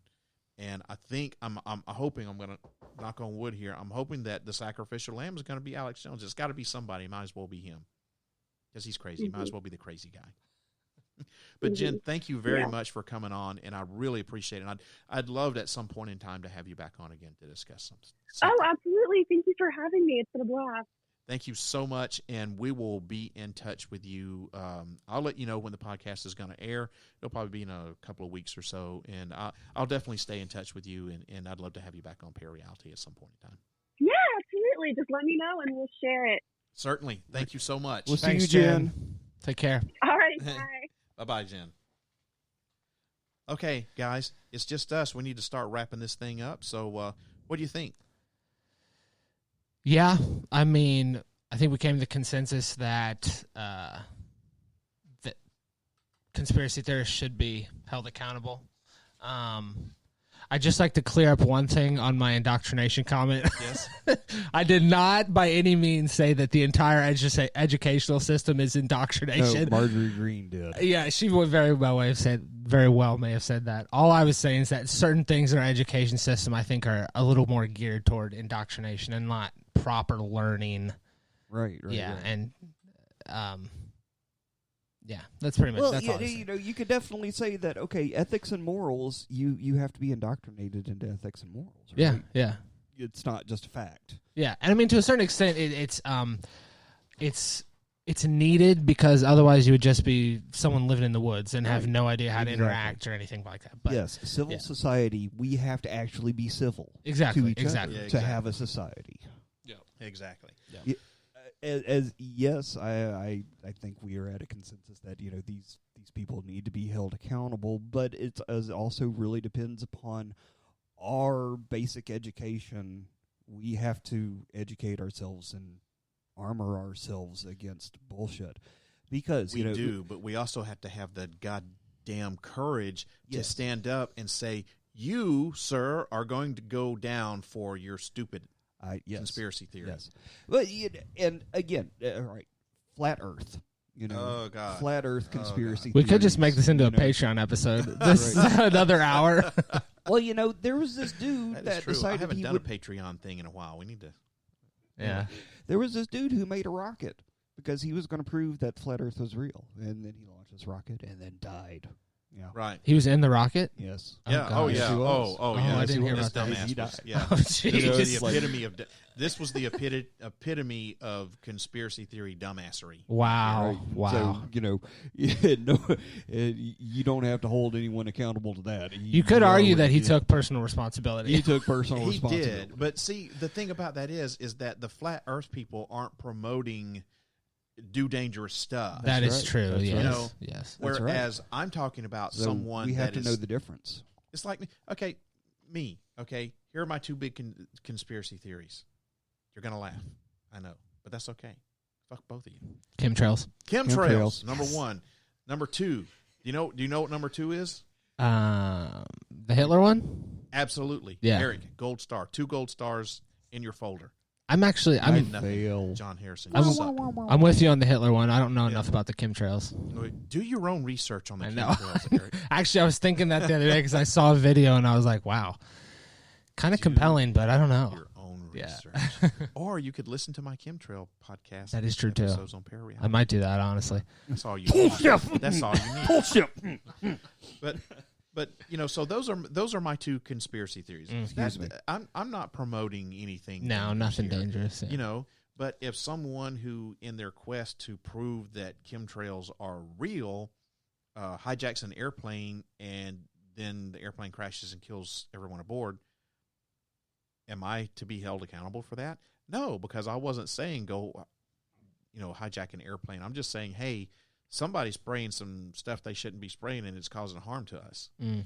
But whereas if Alex Jones or someone like him is promoting, hey, there's this pizza store down there that has pedophiles and child sex slave rings, we need to do something about it. Here's all this evidence, and someone goes down there and shoots the place up. Well, It's like there's but there's a fine line. But yeah, because why not? Because if you keep on saying, okay, these airplanes are spraying stuff that is killing you slowly, and you say that enough, and someone says, well, I just felt like I had to do something. I felt like I had to do something. I know there's that fine line. Like I said, where are you going to draw the distinction? Right. And that's something that's I can't answer that. I don't know. yeah. But definitely people who are promoting chaos and violence and all that, they definitely unequivocally should be held accountable for their actions. Yeah, it's like there's I don't know, there's kind of like 3 categories I'm getting out of this. There's kind of like the I don't know what we call it, like inactionable, like chemtrails, like it's happening, but what are you going to do about that? Like, you're not the one spraying it. Then there's like present, which would be like the Alex Jones type of stuff, where like it has to do with government and like the balance of power and like actionable stuff. And then there's like the past stuff, like the Hitler thing. Like, did this actually happen? Like the UFO stuff, like the Kenneth Arnold sighting, did that actually happen? And certain stuff like that. It's kind of just where I'm dividing the. Yeah. If that makes sense. Yeah, it does. It does. It does. And, I think, once again, just to kind of flog the dead horse here, I think this was something that needed to happen. This is a conversation that I think more podcasts like this need to be having. Yeah. And I did not intend for this to have, some, oh my God, wow, revelation moment where we're going to change the course of the world. And I didn't expect an answer to come out of this, but I just expected, I want this small little podcast that I have that has, I don't know however many listeners that I've got. I want that to be the ground. Well, since both of them are here, Sean, I want both of you guys to be the That ground is movement, hilarious. and Oh to help my spread God. the word. Thanks a lot. You're never invited back on the podcast. I just wanted to ask one thing about that ivermectin, since both of you guys are medical professionals. In a situation like India, considering how helpless that country seems to be at the moment, is there a point to where you would introduce something that might work in order to possibly save a certain amount of lives? That's a tough one to answer. Yeah, Yes, I don't know. I don't have an answer. I'm just there is a point. Yeah. Where it's like, okay, we've done everything else. You want to try this. When there's, just for 1.3 billion people in that country. Yeah. I mean, that's insane. I agree with John. It would have to be a point to where you've exhausted all of your other avenues, and you had to say, well, this may or may not help, but it's the last shot. Yeah. Let's give it a try. But you know what? We do know what works. Vaccines, they're going to work. Yes. Yeah. Quarantining yourself, isolation, wearing a GD mask, all that stuff works. Yeah. So we shouldn't have to be to the point to where we're going to say, take this medicine for worms. Yeah. I mean, in the end, if you don't have worms and you take the medication, is it going to hurt you? No. Yeah. But it's just you have to it's a waste of completely medication. overdose on that, for it to even hurt you. Right. But It's a waste of medication, because somewhere there are people who have worms that need this medication, and now they're not going to get it because 1.3 billion people have taken all the shit. But we are talking about India, so We are talking about India. Yeah. go ahead, take it. Can't hurt, might help. Exactly. I mean, large portion of India might have worms. Exactly. I'm so sorry. I know Yeah. I'm going to get. I know I'm going to hear something about that. No, I'll hear something about that because no one knows how to get in touch with you. All right, that about does it for tonight, everybody. I want to thank Jen from Vanish Podcast for coming in and giving a legal expert opinion. And if you haven't checked out Vanished, you need to make sure you checked out Vanished Podcast. And it's not The Vanished, because there is a podcast called The Vanished. Yes. This is just Vanished Podcast, and you really need to check it out. And also thank you, Eric from World We Live in Podcast, soon to be back on Yes, the we are. podcast waves. I can't wait. This summer. And as always, the incomparable John Harrison. I think having you on was a good idea, but I'm not sure. Thank you, Eric. Sounded Thank you, like Sandman. it. Always to a good start time. off with, and now I don't know. So, before we It's a conspiracy. before we sign off, I want you to listen to one more thing, everybody. Do you like being scared? Does the feeling of your throat tightening with fear, leaving you unable to scream, excite you?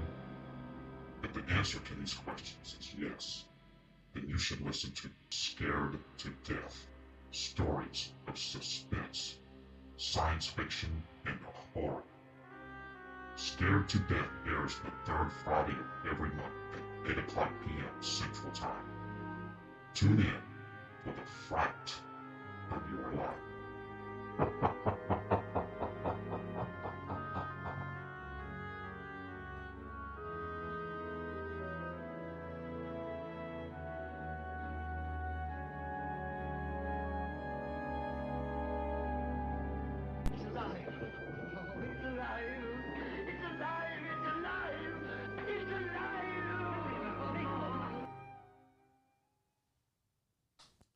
Are you fed up with the way things are going in the world? Have you always wanted to say whatever was on your mind without having to listen to someone bitch about it or suffer any repercussions? Well, me too. That's why I created the Set It Off podcast. I'm sick and tired of the stupidity that's going on around here, and I'm going to let everybody know how I feel about it. So hop on board this train and fasten your seatbelt, because I'm about to set it off. Set It Off can be heard on your favorite podcast station.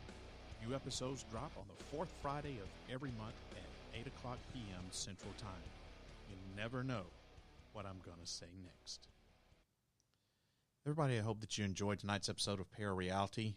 If you want to leave a comment about it or say anything about tonight's episode or about any other episodes of the podcast, let me know. All you got to do is get in touch with me.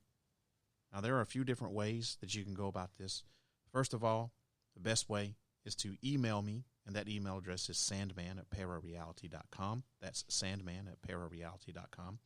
Or you can find me on Facebook. That's facebook.com/sandman.parareality. You can post a message on my wall there or send me a DM. Just slide into my DMs there on Facebook. That's what the young kids say, right, Eric? I've done that a couple times. Yeah. Yeah. Yeah, it's fun. That is what the young kids say, yes. Ew. And if you have a Twitter, I'm cutting your microphone off, guys. If you have a Twitter or an Instagram account, you can follow me on either one of those platforms. My username on both of those is @ParaRealRadio. That's @ParaRealRadio. And finally, you can always call the podcast here at the secret bunker line here in the studio at 615-692-1170. That number is 615-692-1170. You can always call and leave me a message on the secret studio line here in the bunker. But I want you to remember this. If you do decide to call and leave me a message, you're giving me permission to play your comment back on the podcast. So if you don't want that to happen, you'll need to let me know somewhere in the message. Now, I'm always looking for interesting stories for the podcast. So if you've got a story that you'd like to get on the show, tell it to me with a voicemail if you want to.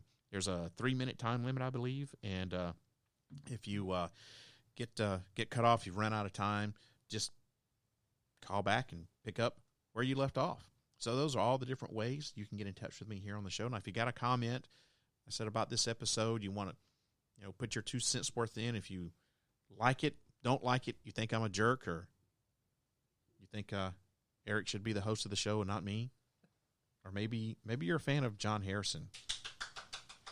There's only one, and that's John Harrison. Crickets. Yep.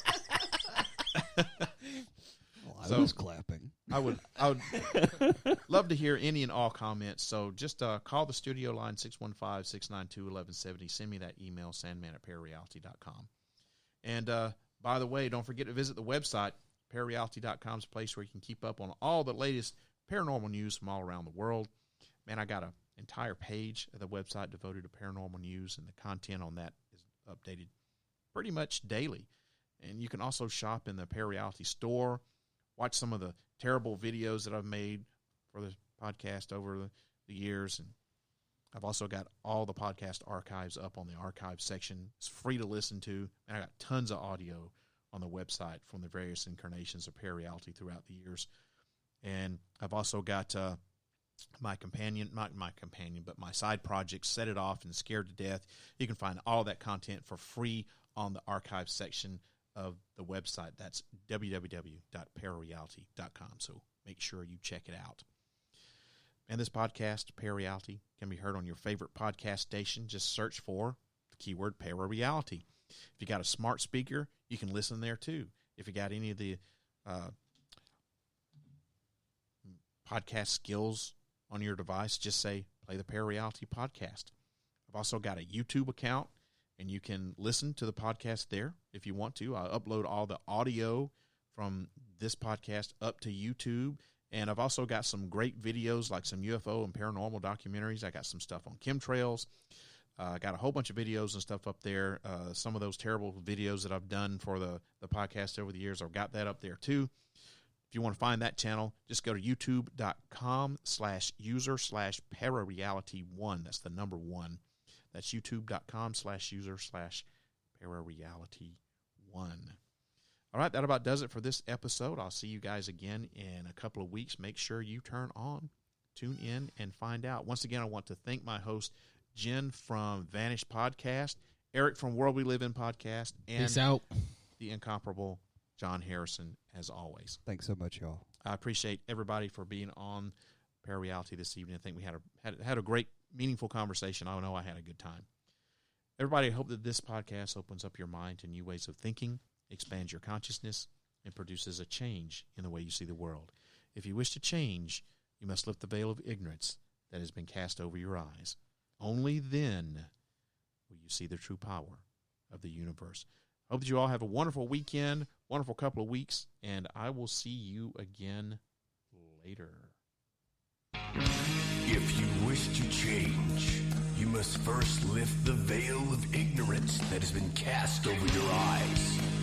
Only then will you see the